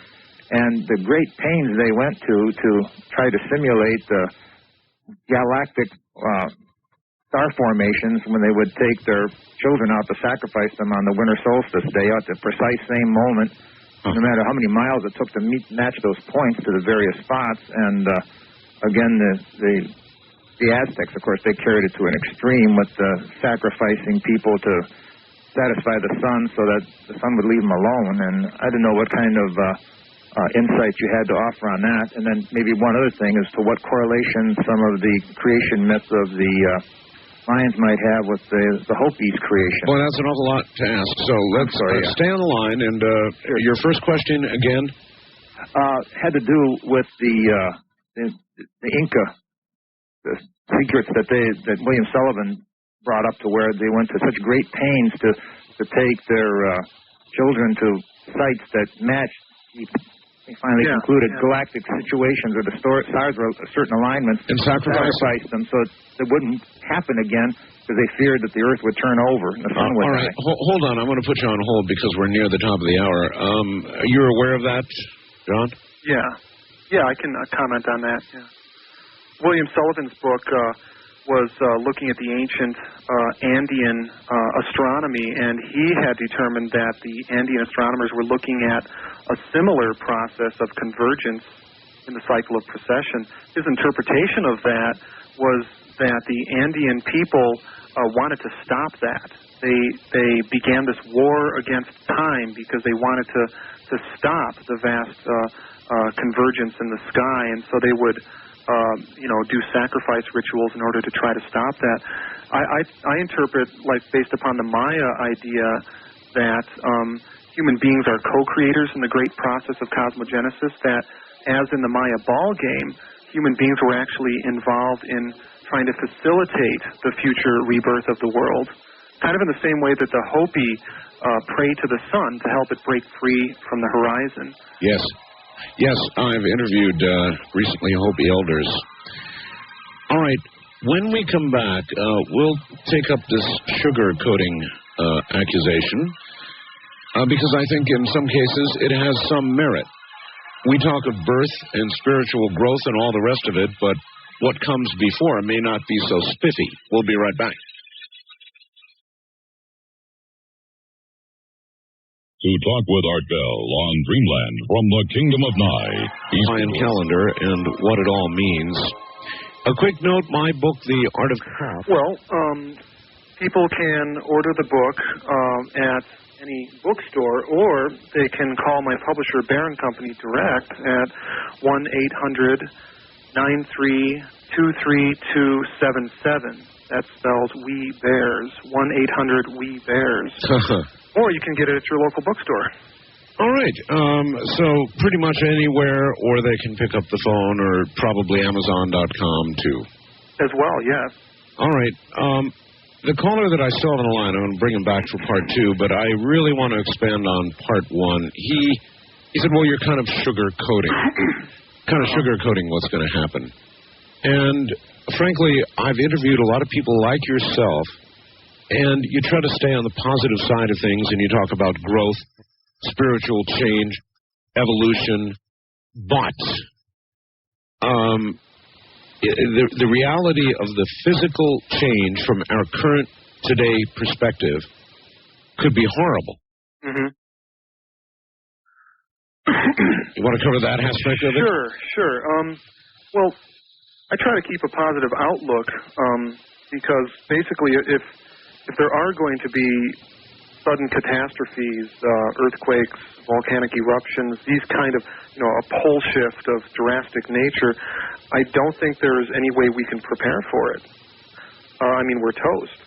But what I think, however, if this event is more about an energetic opportunity to grow spiritually, and we all turn 80 and the earthquakes haven't happened, then we may have missed the boat.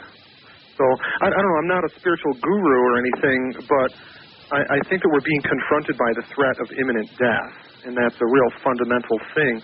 So I think that it's our own relationship to death and God that is being called into question here, and of course that's a very personal thing. This has to do with, I believe in reincarnation, and I believe that we're on this journey of spiritual unfolding, so it's how we're oriented towards death that I think determines how we're oriented to this kind of millennial threat. All right. Let's bring this caller back and tackle part two. Does that answer your sugar coating part? Yes. And I think, he touches on something, too, that I think you're even tapping into a little bit, Art, about as our spiritual development goes. There's been some people, and the Hopis even said it, that we could avoid some of these problems, and how we focus ourselves, and how, whether it be mass concentration, as you've been trying to accomplish for weather changes or not, there may be a speck of possibility there. I just thought I threw in. But when I was also, when I was thinking about how afraid some of the other ancient cultures were, especially the extreme that the Aztecs took it to because of their fear of the sun, and the book that just came out about 6-8 months ago, I think, with Maurice Cotterell and Adrian Gilbert, where they started tapping into a lot of the things that John is talking about with his book, which I definitely intend to read. But there was such a fear of the sun, and all the activity that seems to be stirring up on the sun, like it's a precursor of what might be to come. And I was just curious if John that's a good point. anything on that. It's the Janus-based aspect of deities, like the sun, of course, is a great nurturer of life, but it can also be unbearably hot and destructive. And that also relates to, like in the Hindu tradition, the nature of the goddess. The goddess is from where all life comes. It's the great nourisher, the great birther, but it's also it's the great destroyer. So it's that dual process of creation and destruction that is probably a very hard truth, and it's the nature of change and the nature of growth. But I really like to return to the Mayan interpretation of this kind of event, going back to the metaphor of a cosmic father and cosmic mother joining as a metaphor for the alignment of the solstice sun with the galaxy. You actually sound like my Hopi elders when you speak like that. Oh, okay. The cosmic mother, the cosmic father. Yeah, that's a very Mayan idea. And what's inside of that mythological interpretation, I think, is maybe a way that we can look at this. The 2012 event might be interpreted as the cosmic orgasm at the end of the historical process. And, it might be a lot more fun than we think. Yeah, maybe it will. There you are, caller. Instead of death and destruction, a cosmic orgasm. Hey, I look forward to it. I'm still here. Okay, you take care. That's a great way to describe it, John. West of the Rockies, you're on the air with John Major Jenkins. Hi. Hi, Art and John. I have a couple of questions, actually, some quick questions. First, something that Linda brought up on Thursday, and something that seems to have been brought up often on your program, Art, is the idea of fractal geometry and how that seems to be relating to these things, and how, and also it's interesting to me that Terence McKenna writes if I'm correct, writes the introduction for John's book, yes. and how Terence is really interested in how fractal geometry relates to this idea of 2012 and the Mayan prophecies. And I'm wondering if John had any comments as to that. That would be my first question. And the next quick comment I would have... Hold on. I like one at a time, so pause for a second. I, too, was fascinated by the fact that Terence McKenna did your forward. I really like Terence. I've interviewed him a number of times. But, of course, you know how he is with chemical substances. And I wonder if you considered that as you had him write the forward, whether you wanted to go forward with that. Well, that wasn't really central. I respect Terence for his insights, and I asked him to write the forward to my book because... He's actually an enemy of the war on drugs, because how can anybody who does these drugs be so completely brilliant? He's got to be an enemy of the war on drugs, and of course he is, but I mean he's a standing example of somebody with above average cognitive abilities who does drugs. Yeah, he challenges some of the you bet. The imagery around that. Yeah. But I think that he's brilliant, and he's also got a great BS meter, and he doesn't suffer fools gladly. And I think that he is saying something very for him to say that in his forward that my book is a revolutionary work of discovery and synthesis, I think that that's a very honorable thing to say. I have gone to great pains to make this a very well-documented argument, and I don't really, fall into talking about, ancient astronauts, for one. That's an interesting thing with the Maya material. You look at these carvings, and it seems like they're taking journeys into outer space. Well, in a sense, that's true. Okay, well, he talks about Terence talks about a 0 point, virtually a 0 point. Is that 2012? Right.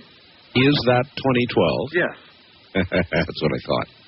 But he arrived at that in a different process. He arrived at through his intuitive work with the I Ching. And he came up with this fractal model of time, in keeping with the idea that time is accelerating, that we're approaching some kind of breakthrough point. Another reason why I asked him to write the forward is because he was one of the first people to suggest in print that this alignment of the solstice meridian with the galactic center might have something to do with these profound, interesting times that we are living in today. Fascinating. Caller?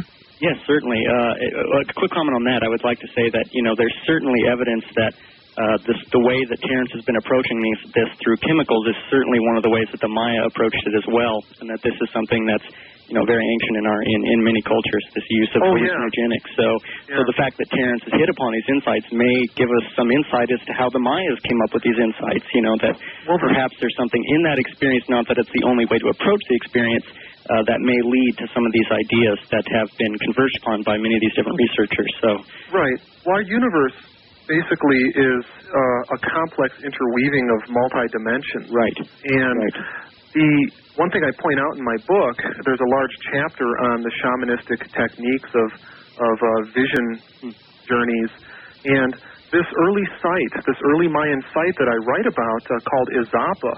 Well, two things happened there. The early Izapans invented this long count calendar, which pinpoints 2012 as a transformative time.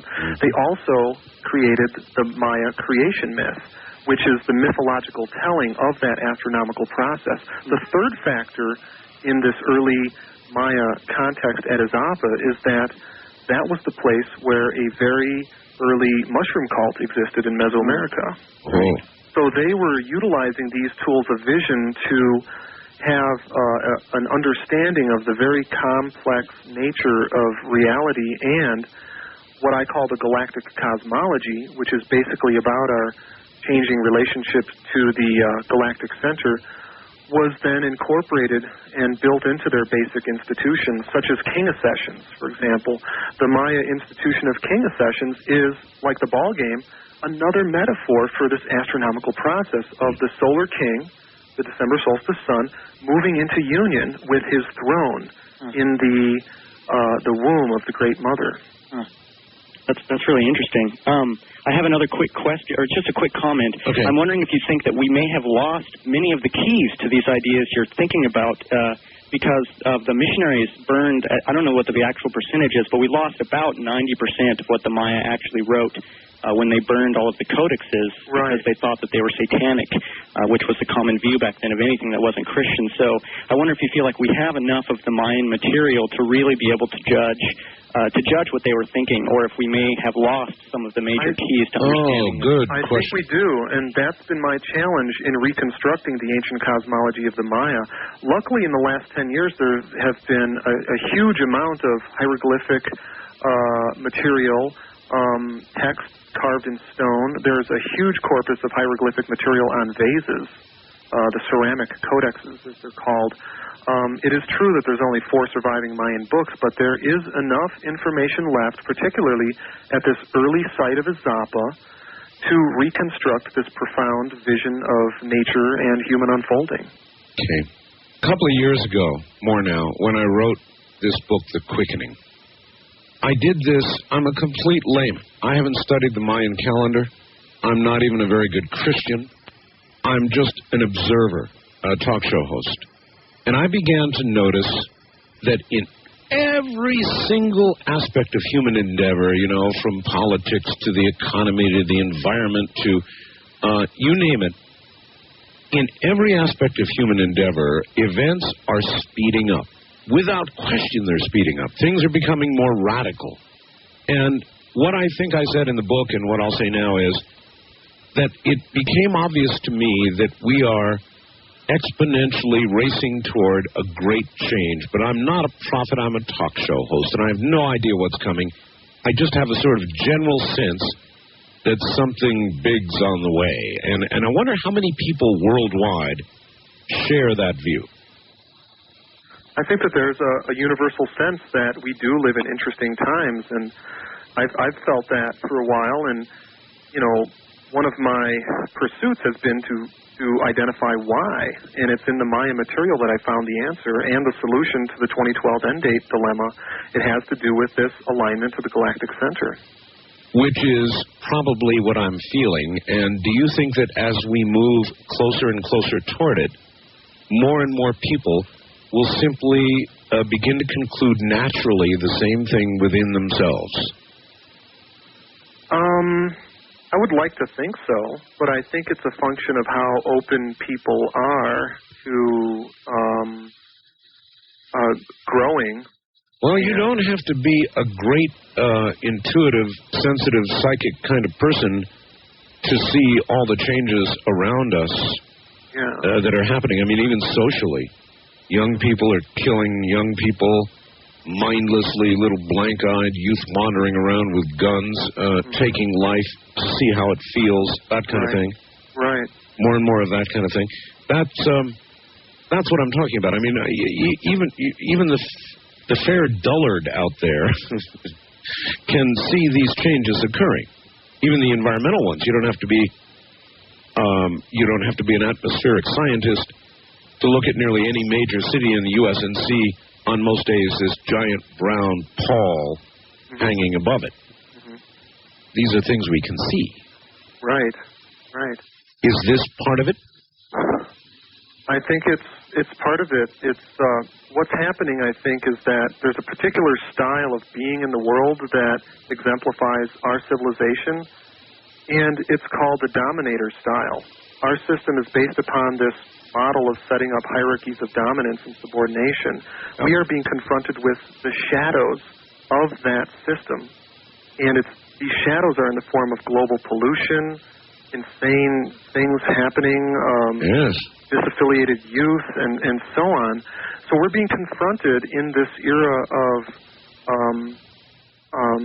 the light of truth coming down to us, of confronting and incorporating our shadows that have been projected onto the world and that are coming back to us.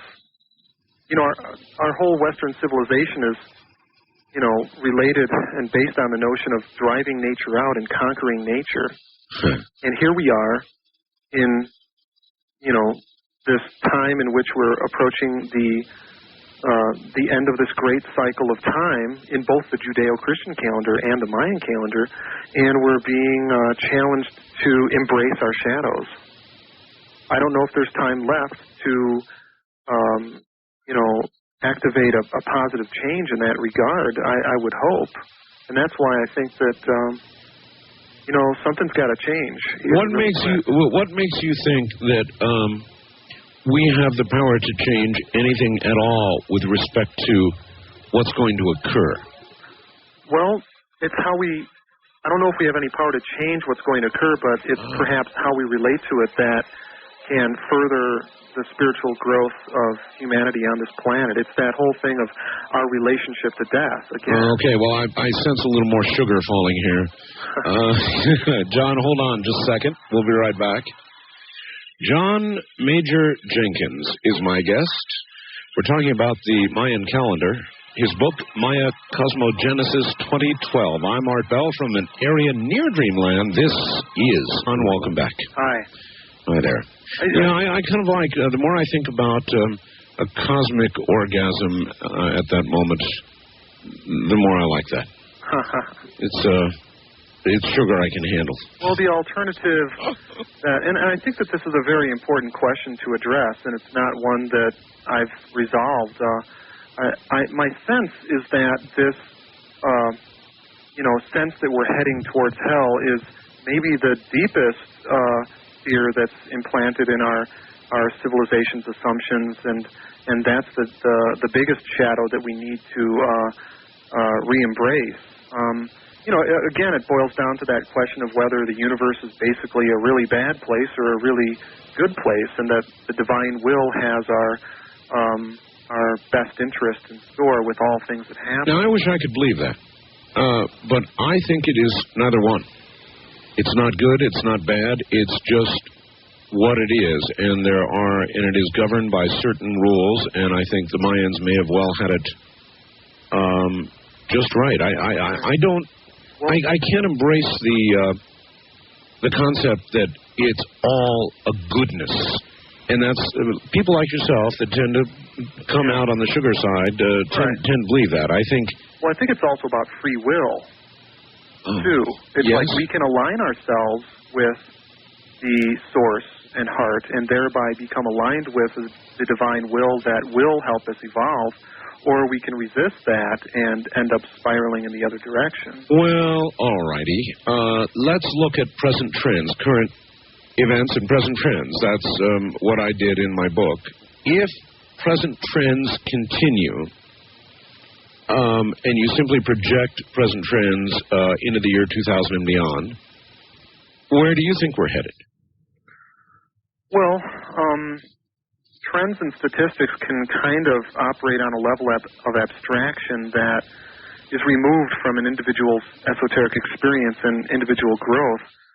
But to answer your question, yeah, you know, these projections of population growth, and certainly I think that our civilization is founded upon the control of oil resources, and I think that that's got to end pretty soon here. At present levels of usage, it is said we have about 40 or 45 years basically of oil left, and then there better be something else. Right. Or you could say we've got plenty of oil to get us where we need to go.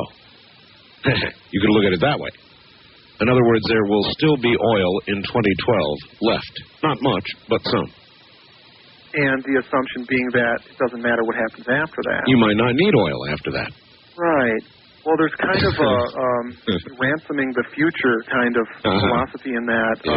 And I think that it's indicative, or at least it's demonstrated by how, you know, our civilization is living off of credit, you know, from the future. And it's getting a lot of people into trouble. So it's that kind of mentality that I think has to be called into question. But it is very indicative of some assumptions in our civilization. How long did you work on this book? Well, yeah, I didn't really get a chance to tell a little bit about my story. I first went to Guatemala in 1986, and that's when my interest in the Maya really began to develop, and I started researching certain unresolved questions in Maya cosmology at that point. In 1989, I wrote my first book, Journey to the Mayan Underworld. And by the way, I just wanted to mention also that my previous publications are available on my website. Okay. Can I give that address? Of course you may. As a matter of fact, if I'd known, I'd have had a link up. For all I know, I might have a link up. Keith is very good, but go ahead. Well, it's very brief and simple. It's http://edj.net/MC2012. And there's a lot of new material on there, too. I think your listeners will be excited about the material on there. Okay, you better give that one more time slowly so I can get it. Go ahead. Okay. http right. edj.net right. // MC2012. Good address. MC2012, yeah. So, yeah, to answer your question, I really started working in earnest on this question of the Maya end date in 1992. And, asking the right questions and finding the right answers. As an independent researcher, I've availed myself of the local university to answer these questions, and luckily we live in an age in which with some amount of computer technology you can access vast fields of information and do your deductions and synthesis based upon that. For a period of about 3 years between 94 and 97 is when a lot of these discoveries gelled, and I was able to support a lot of my theories as they appear in my Cosmogenesis 2012 with a real solid academic argument behind it. All right. East of the Rockies, you're on the air with John Major Jenkins. Hi. Hello, Art. Hi, where are you, sir? I'm in St. Joe, Missouri. All right.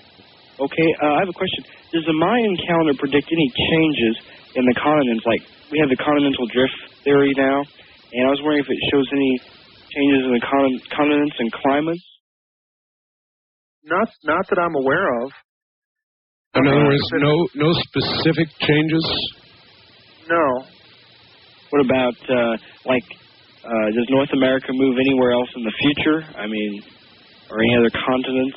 Well, there is that new theory of continental drift, but something so specific as that, I don't see any of that in the Maya material. All right. How about this?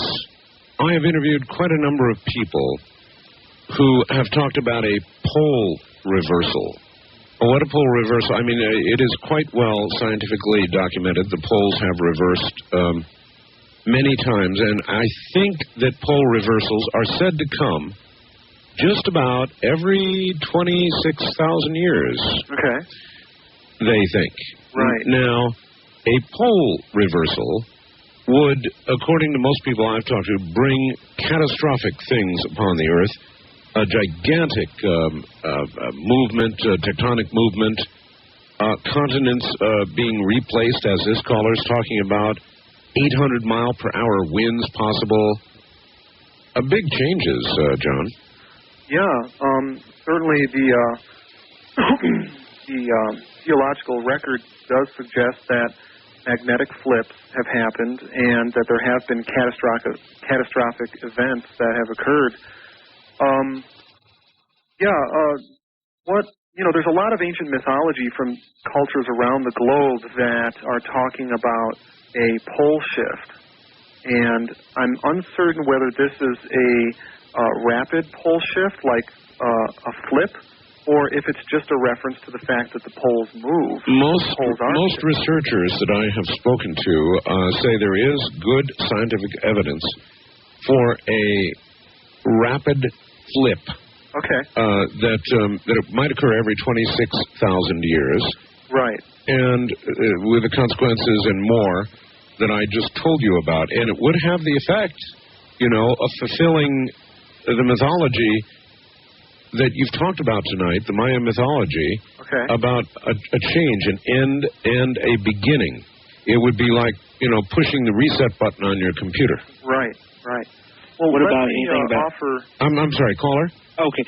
What about anything about the glaciers or the... Well, obviously, with a pole reversal, there would be ice where there was not ice and palm trees where there were not palm trees and so forth. As I said, a giant reset. Yeah, it has been suggested that the glacier cycle is related to the precessional cycle as well. So well, they are in gigantic retreat right now, Yeah. Well, let me offer this as a mechanism that might explain how that pole shift phenomena would work, if indeed that is what is in store. The galactic alignment, the December solstice sun has been slowly moving towards the galaxy. The astronomers call the galaxy the galactic equator. It's kind of like the vast equator in the sky. So we've been on the southern side of that galactic equator dividing line.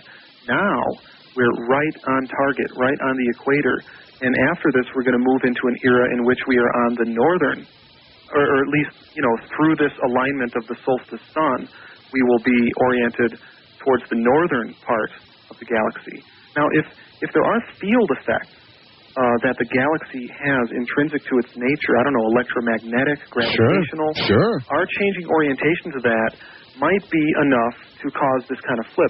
The analogy I like to use with this equator metaphor is to the Earth's equator. We all know that when we're in the northern hemisphere, water spins down the drain one way. That's right. And tornadoes and hurricanes, same thing. When we go down to the southern hemisphere, for some strange reason, the field effects have this reversal kind of effect. So, a funny thing, I lived on the island of Okinawa, now Japan, for 10 years, and I never paid attention to which way the water went down the drain.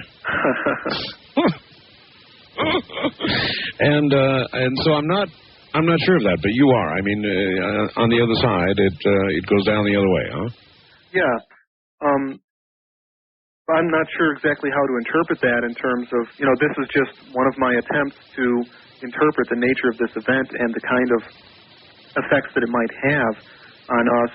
The metaphysical, philosophical interpretation that would extend from that is that in some fundamental way our civilization, perhaps our thoughts or our values even perhaps, are going to be reversed.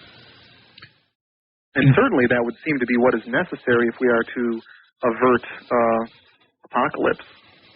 Well, whatever it is that's coming, I would tend to believe that it cannot be averted. If you call it an apocalypse, then you want to avert it. If you call it a change, a complete change, and evolution in human consciousness, then, yeah, bring it on. But it may be, in fact, both. Yeah, right. It is strange that our own calendar is fomenting this millennial fever at a time that the Maya predicted would be a time of incredible ambiguity and change and uncertainty for the planet. Well, the neat thing is I'm 53 now, and most of us on Earth now, the majority of us, are going to get to see 2012. Right. We may look at it through dimmed eyes, some of us, but nevertheless, we're going to get to see 2012 if we're lucky, and we're going to get to live through this. So the old Chinese curse of living in interesting times may be dead on. That is very true. That is very, very true. We're in it now.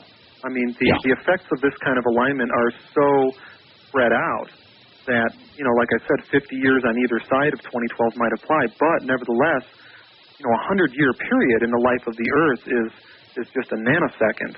And for the Earth to transform itself over a period of 100 years into something completely different is a do you expect a climactic moment in 2012 of major change and then additional change 50 years out, or do you think it's just an ongoing process that moves through 2012? I'm asking you to get to guess here. I would say that catastrophic type events might increase as we approach 2012. I mean, a lot of this is going on right under our noses as we speak. I know. There's a lot going on in terms of floods and things of that nature. I know, and if it continues to worsen at even present rates of increase, how much physical presence there is of people on Earth in 2012, I think, is a really open question. Right. So how are we oriented towards that? That's always what it comes back to for me. Well, for most people, John, one day at a time. Right. And we generally don't think out this way, but when we do, it's really something. But what if this is about a great opportunity for growing spiritually? What if we are evolving spiritual beings in this situation of alignment with the galactic center? Although it's going to be shaking things up for much of the Earth, it also means an opportunity for harmonizing ourselves with the source and heart. Source. Then we should be working towards that. We should be. Do you believe? Might as well get right out with it. That the source and the heart is the God of the Bible. Ta-da. I would, well, personally, in my own work with mythologies beyond the Maya, I would say yes. Oh, you would say yes? Yes. So many New Age devotees would not say yes. That you surprise me. I've worked with other people that are doing incredible work with the Galactic Center, and they're looking at ancient mythologies. For example, Jay Widener and Vincent Bridges are writing a book called Monument to the Edge of Time. It's a fascinating exploration of the it's a fascinating title. Monument to the Edge of Time. Monument to the End of Time. Oh, the End of Time. Yeah, and they have looked at the alchemical tradition in the Middle Ages and are deciphering that whole alchemical effort to create the Philosopher's Stone and to create gold out of